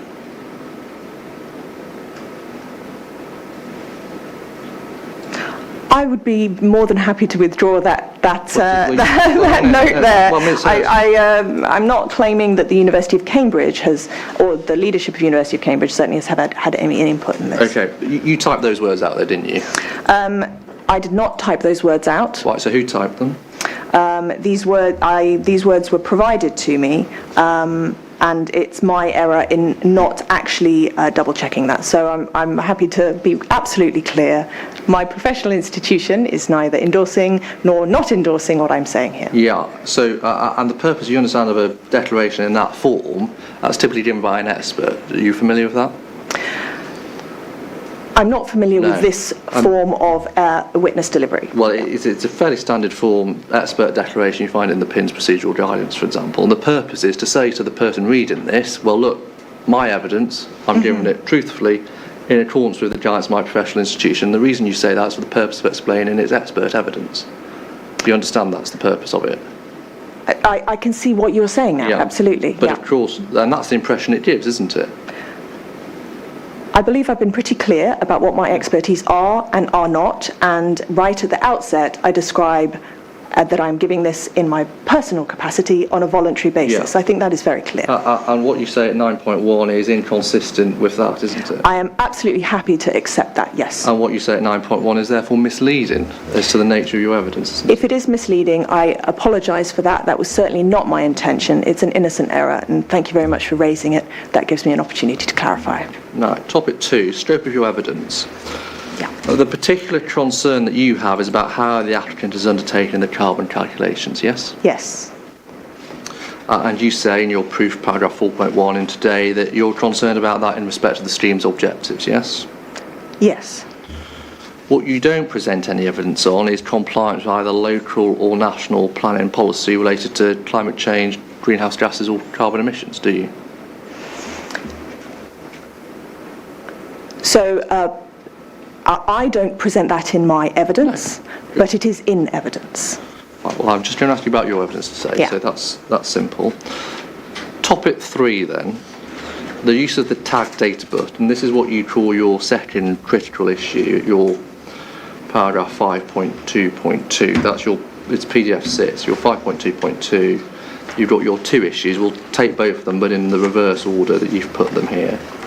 The first one is post-2025 assumption, the second one is outdated forecast. Yeah. Now, your central complaint here is the use of the May 2022 TAD data book instead of the November 2022 TAD data book in the environmental statement, isn't it? Yes. The position today is there is an updated calculation in Appendix C to Mr Saunders' proof of evidence which utilises the most recent TAD data book, namely May 2025, correct? Yes, and that's certainly an improvement. And that calculation, because it uses the May 2025 TAD data book, is up to date today, isn't it?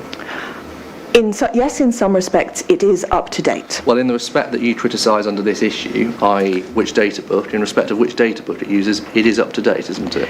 Yes, it is up to date for an analysis using TAG, but then TAG is obviously the question that is optional. Well, that's a separate point, which I think really is your first critical issue, but I just want to deal with the TAD point first.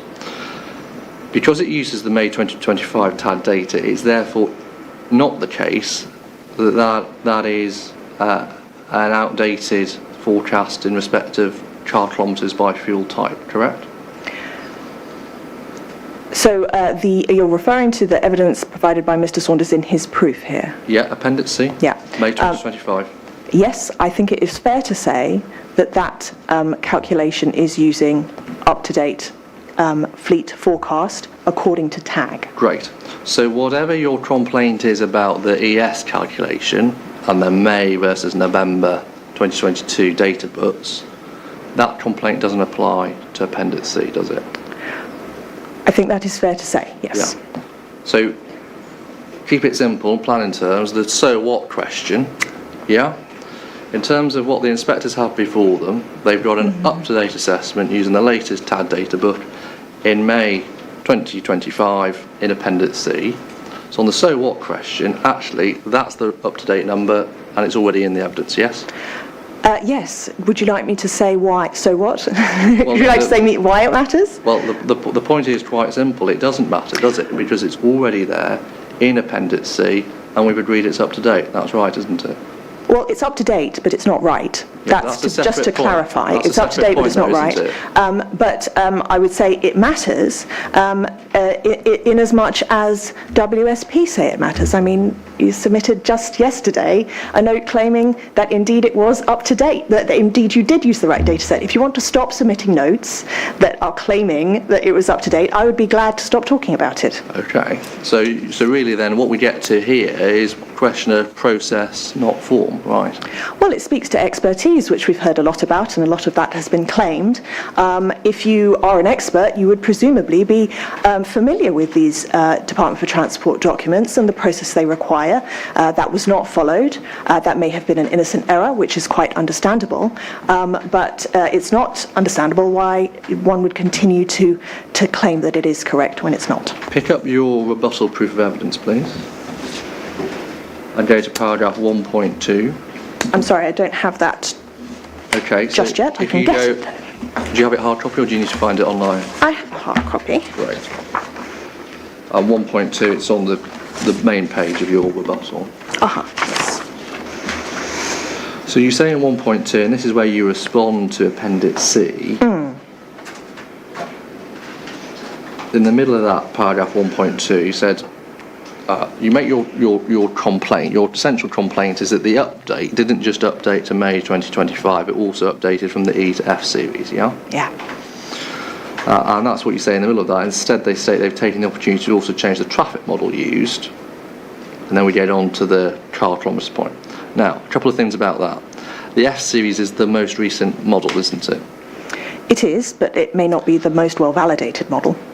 And the F series, you don't present any evidence to say the F series is more or less well validated than the E series, do you? As we've established, I'm not a transport modeller. You've heard from others who are better placed to describe the shortcomings of this. Yeah, and the F series base was recalculated to a more recent date, so that moved from 2015 to 2019, yes? Yes, but again, I would say more recent doesn't necessarily make it closer to today's values. Fine, but again, you don't present any evidence to back that up, do you? I do not, others do.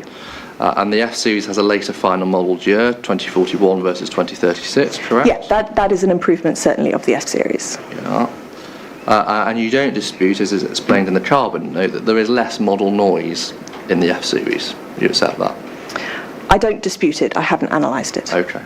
And the combination of those factors, it's more recent, the base was recalculated, the later final modelled year, the reduction in the noise, all of that means that the F series is in comparison to the E series more robust, correct? No, I don't accept that. Right. I think there have been significant changes in traffic in recent years, and so to make the assumption that F series is better than E series, I don't think that's in evidence. Well, no, but you don't put any evidence on it, and I've given you 4 ways in which it's better, and you don't have any ways in which you say it's worse, do you? I don't agree with your ways.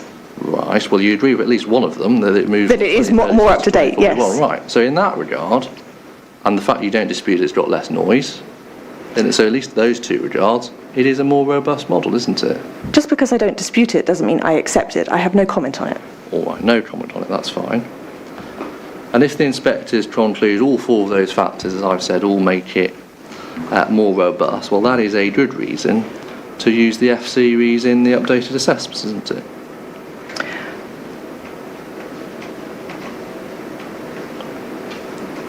I think it's acceptable that they have used the F series. What is not acceptable is that they did not present what they should have presented all along, which was the May 22 data set with the E series. That was what should have been in the environmental statement all along, and it would have shown a much less favourable carbon position. Right, but if they presented that, what they would have been presenting is an older transport model against a newer tag data set, rather than simply moving everything up to the present day as in Appendix C. That's right, isn't it? I would clarify it is not the present day. It is arguably still outdated, F series, so to describe it as the present day is not correct. Well, to move it forward in time then, that would be... It's moved forward in time, yes. Yeah. And just go to CD 841, please. Okay. And look at paragraph 621 on PDF 56. CD 8. Sorry, can you give us a reference? Yes, it's CD 841, sir, which you'll need to leave open. It's the QCG. Yeah. PDF page 56, and on that you'll see paragraph 621.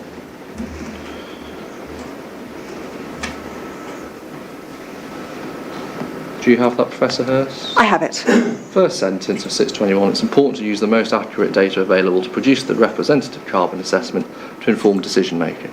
So if the choice is between the E series and the F series is the most accurate data available for that purpose, isn't it? It is moved forward in time, as we've established. Yes, and we've, at least in respect to the final modelled year, which you accept as an improvement, put the question to you again. If the choice is between the E series and the F series, then the F series is the most accurate data available to produce the most representative carbon assessment, correct? I have no comment on that difference. It's not my area of expertise, as we've established. You have said the F series is more accurate. I have not said that. I have conceded it is moved forward in time. Yeah, but the point is this. When I started in your rebuttal proof of evidence, you clearly take issue with the fact that we've moved from E to F series. You do, don't you? I take issue with the fact that the decision was made to never present the data that should have been presented all along. So we can refine your position. You don't actually object to updating the F series. What you actually want is you want the update to the F series, and you also want the E series as well. That's your actual true position. I think that would be fair to present both, yes. Okay, to present both.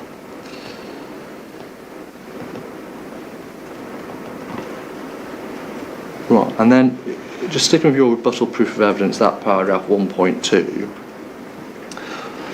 the next point that you lead on to and you repeated today, slightly further down in the paragraph, you do the comparative exercise and you say this highlights the inherent unreliability of this type of simulation, yeah? Yes. What's driving your concern in that regard is that when it moves from the E series to the F series, the change in the kilometres travelled, that leads to a different conclusion, doesn't it?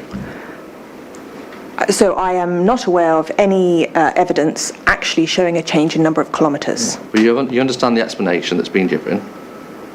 The explanation is exactly as you have said. The Yes. change in the number of kilometres, I understand those words. Yes. And it's because the output of that changes, yes, the number changes as a result of moving from E to F series, yeah? That's what That is what we are. That's what we're told. That's what's in the note. Actually, it doesn't say it in the original proof, but it says it in the note. And that's what gives rise to your concern about inherent unreliability, yes?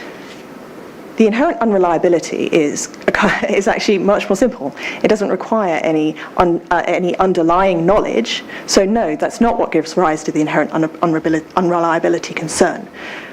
What gives rise to that is you can have a jump in such a few short years between 30,000 to 56,000. So a huge jump in a few short years. You do it a few short years later, you have some other similar, peculiar jump, drop, who knows, you've not done the simulation. And yet you're expecting that these projections should still be valid out at 2087. But in a few short years you can double the amount of carbon recovery because the vehicle's taken off the road. So it's actually nothing to do with the underlying cause, my objection here. It's simply the numbers themselves. Right. And in terms of the calculation Appendix C using F series in May 2025, subject to your concern about essentially your issue 1, which we'll come on to, but subject to that linear recovery concern, you otherwise have no criticism about how that calculation has followed the QCG guidance. That's right, isn't it? So the calculation of so if you could refer to exactly which calculation you're referring absolutely. to. If you pick up Mr. Saunders' Appendix C, please. So his proof of evidence appendices. I believe I have it here in the note, yeah. Yeah, and he's got Table 1 on PDF page 19, internal page 19 as well. So it's the F series data with using May 2025 Which tag, is using the original methodology. Which is the third column, yeah? Yeah. You have an issue about the linear recovery, yes? What happens post 2050? Yeah. Yes, but subject to that point, which we'll come on to, subject to that point, you don't make any other, you don't identify or allege any other departure from this calculation from the QCG guidance, do you? The QCG guidance gives you options. I would say that this is compliant with the QCG guidance. Yeah. But actually, the QCG guidance gives you options that weren't taken, and in fact, you could go further and say that DFT encourages you to consider those options, and that's not been presented. Maybe that was done, but it's not been presented. Well, look, I'll take your answer compliant with the QCG guidance. An approach which is compliant with the QCG guidance is one which takes into account current knowledge and methods of assessment, isn't it? Yes. Good. So just pick up CD 518.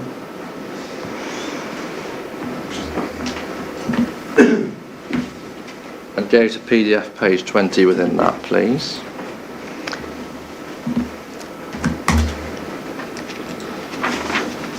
I have it. You'll see that was Rule 11, environmental statements. Just to put you in context, you've probably never seen this document before, for which I make no criticism. It's the 2006 rules. And if you look at Rule 11, which is on page 18, deals with environmental statements and provision of information. And if you look at Rule 11, paragraph 2, statements shall, and then B, include the information required for reaching a reasoned conclusion on the significant effects of the works on the environment, taking into account current knowledge and methods of assessment.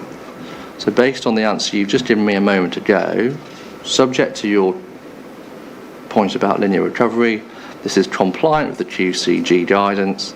It takes into account current knowledge and methods of assessment for the, as explained here, doesn't it? You don't disagree? Sorry, there was a cough just when you asked the question Of course. part. No, that's absolutely fine.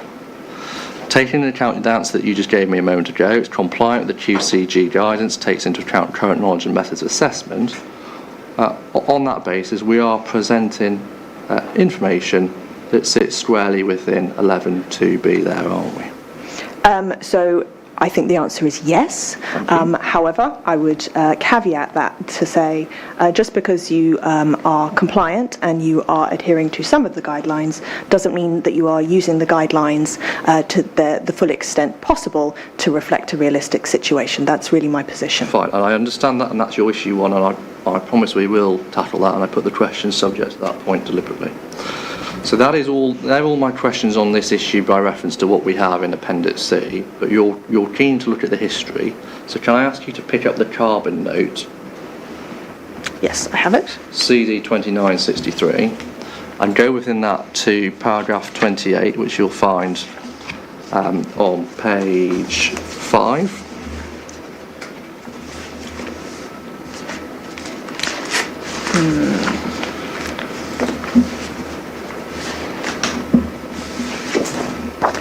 Sorry, could you reach it's page 5, was it? Yes, page 5, and you'll see paragraph 28 at the bottom. Yes. It sets out a chronology at 28, subparagraph 1 through to 10. Yeah.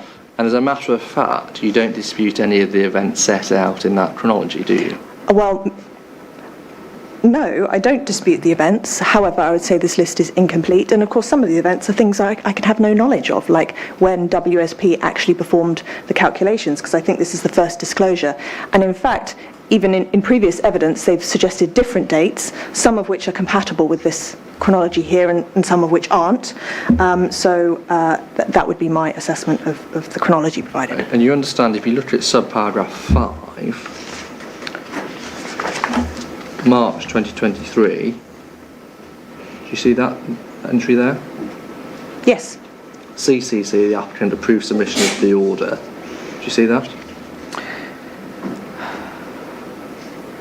Sorry, I think I'm looking in the wrong place. Could you repeat? It's on page 6, subparagraph 5, paragraph 28, subparagraph 5.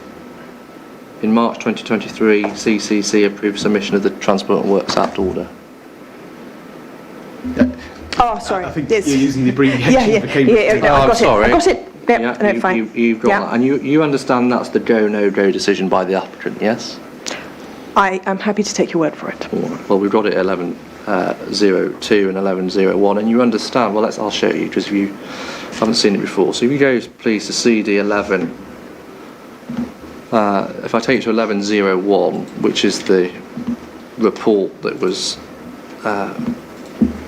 before members, and if you go within 11.01 to PDF page 19,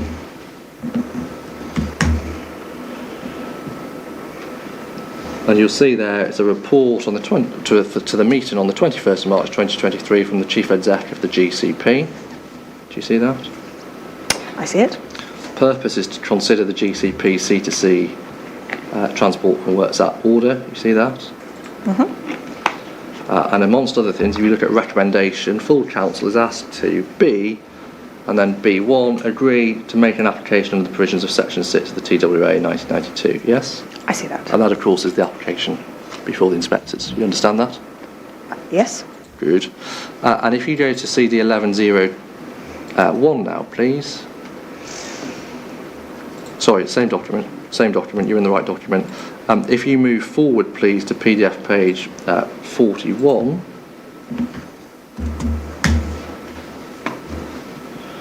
You'll see paragraph 2.14.2, a reference to the environmental statement at Appendix 10 in draft form. Do you see that?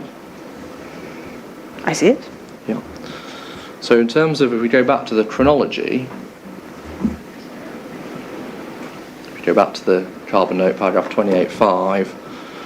What we're dealing with is a decision point in March of 2023. Yes, you understand that? Yes. Right, that's the context.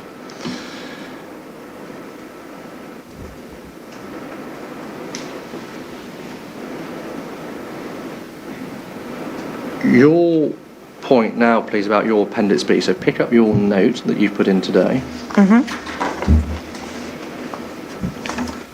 And you quote at paragraph 2 of your note from Appendix B. But can I ask you to go to the full document Appendix B first, please?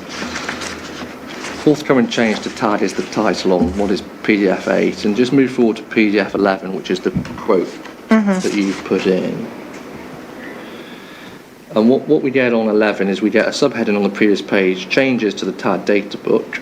We get those then set out, or some of them at least set out in the bullet points, yes? Yes. And then we get this, scheme promoters should follow the TAD proportionate update process when deciding how to apply the update fleet assumptions in modelling and appraisal. So that's the guidance given, yes? Yes, that is part of it, yes. Yeah, and then we continue reading, the department expects that such decisions should be made on a scheme-by-scheme basis, be balancing the need to ensure decisions are based on up-to-date evidence with the need to support decision makers in delivering their programme. So two things we can agree. The department's not saying one way or the other whether every scheme should or shouldn't do it. It's scheme-specific, yes? Yes, it certainly can be. And secondly, the department is saying you've got to balance some competing factors in reaching your scheme-specific judgment, yes?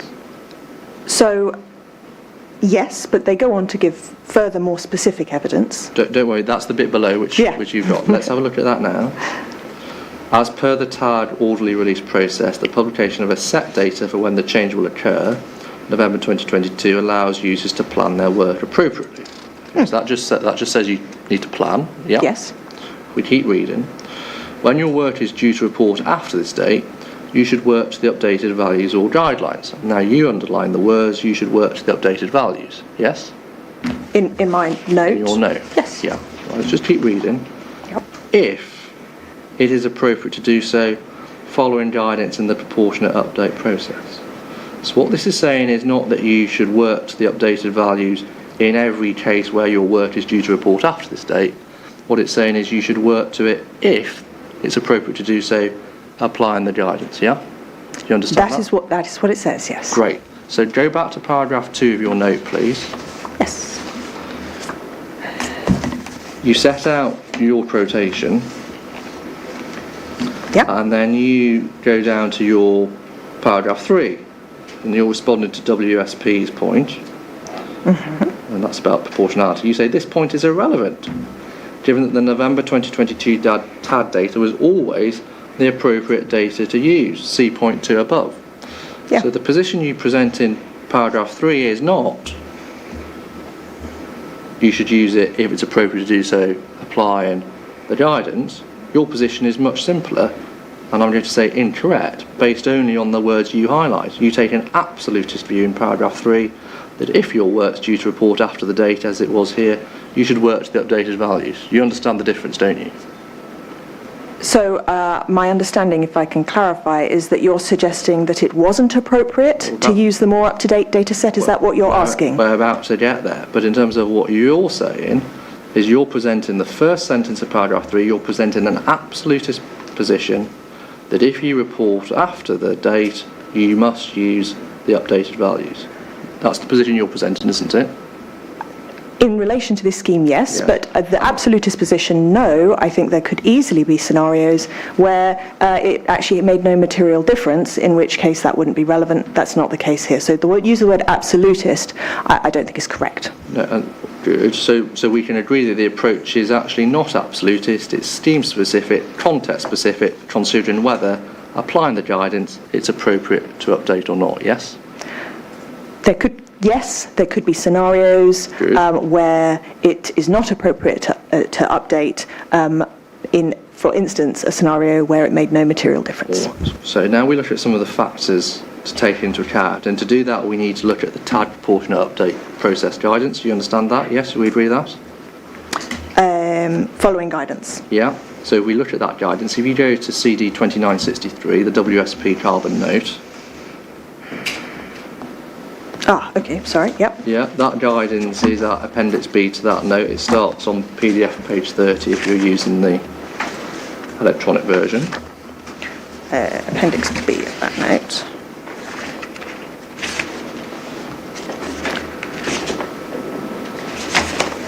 Sorry, Mr. Henderson, page. Page 30 is the start of the note, sir. I'm afraid I don't have that one. What? Could you give me Of the course. CD number? CD 2963, it's the carbon Yep. note put in by WSP, and it's Appendix B to that note. 2963.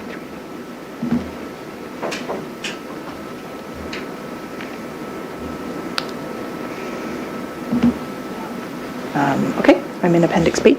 And you see, it's transport analysis guidance, the proportionate update process. Do you see that? Yes. And that is the same guidance that is being referred to in the Appendix B document to your note, isn't it? That's referred to, yes, absolutely, in the DFT document. Good. So in reaching our scheme-specific judgment, this is what we apply. Turn forward, please, to PDF page 32.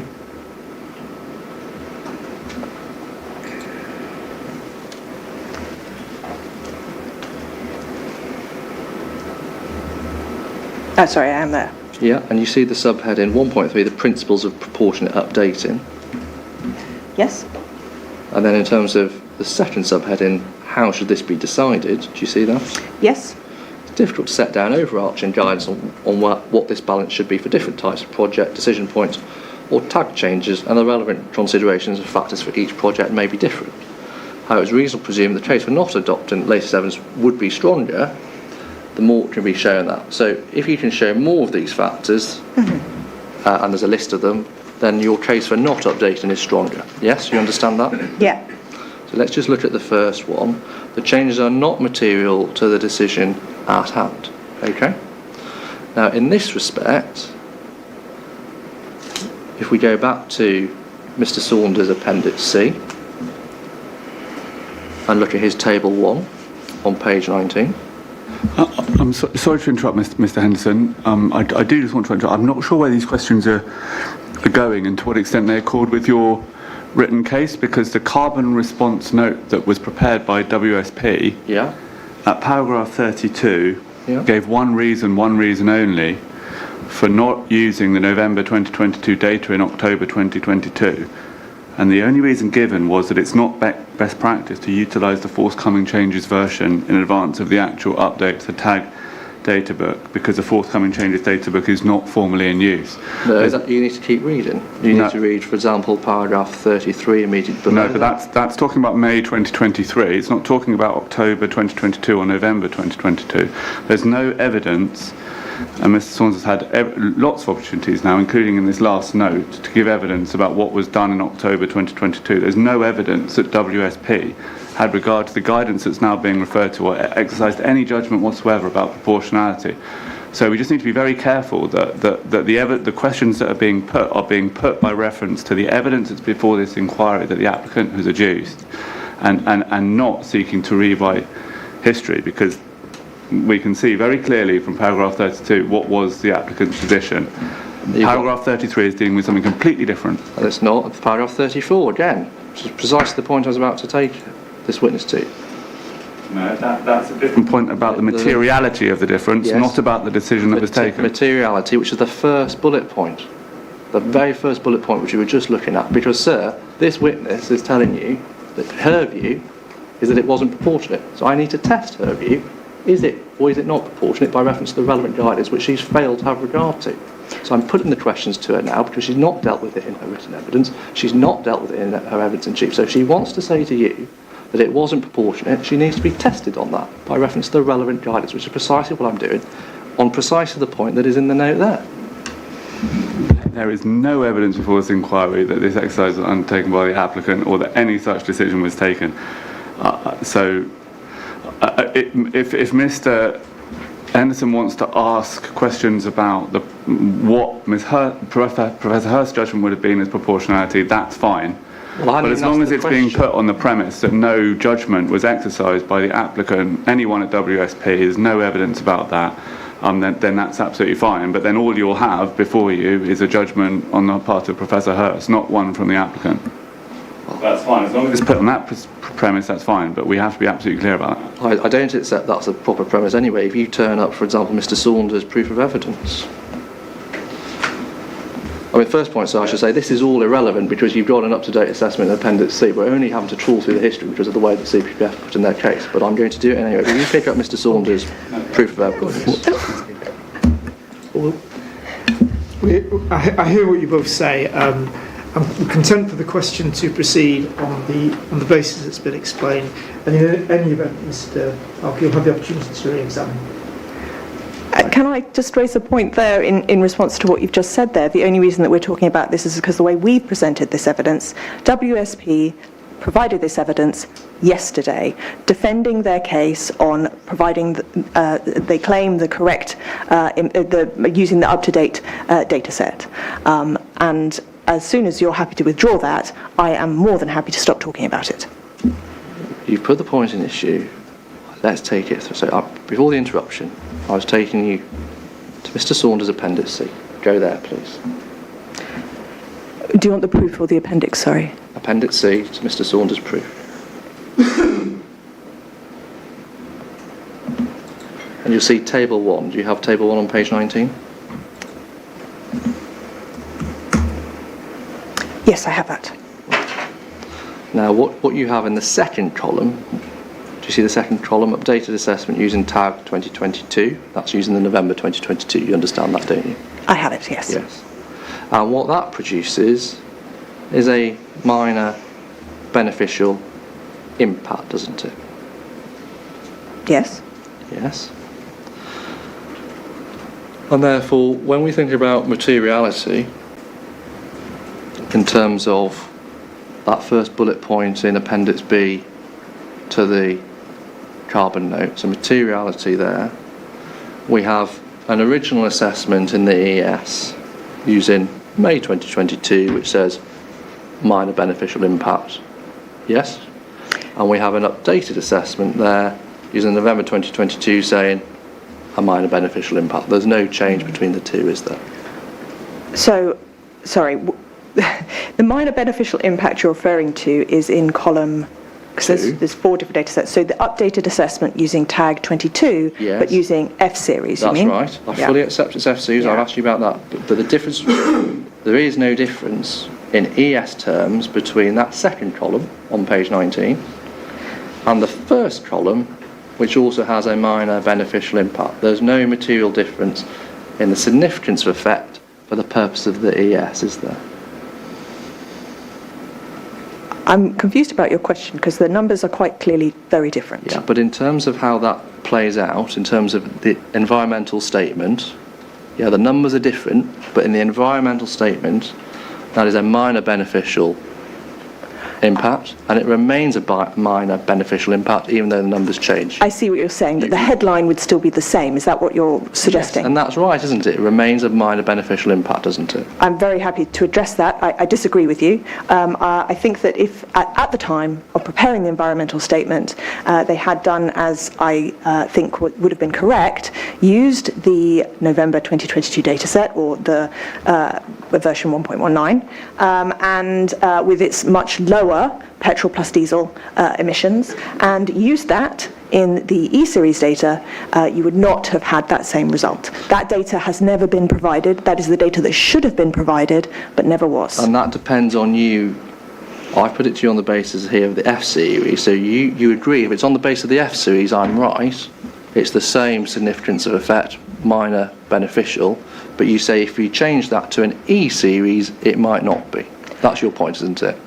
If we're talking about chronology and what happened in the past, at that period of time when they were preparing this document, and at that moment in time when they should have used that version 1.19, the November 22 dataset, had they used the E-Series, that would not have resulted in a carbon benefit. They have never provided us with that data. And if you just go on this note, because you picked this up in your note on paragraph 6, if you just look at that, you deal with the ESP, exactly the point you just said. You said, the ESP, WSP, not ESP, have chosen not to present analysis of the impact on using updated TAD data. But I'm sorry to interrupt you in mid-flow there, but we're at 5 o'clock. we're pretty well there, so I'm afraid we are going to have to adjourn. Unfortunately, Professor Hurst, that means obviously you're still giving evidence, so whilst you're in that position, I don't know if you've been briefed by your team, you're not allowed to speak to your team effectively. Yes, yeah, So, I understand. As long as you understand that. Yeah, I explained that clearly before we started, so Professor Hurst is aware of that. Thank you, Mr. Parker. And I think because we're obviously going to have to stop the live stream now, we'll adjourn. I'm just going to check.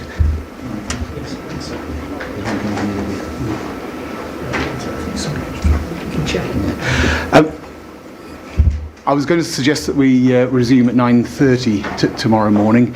I mean, I'm conscious that we are a little bit back on the programme. Would starting any earlier cause people problems?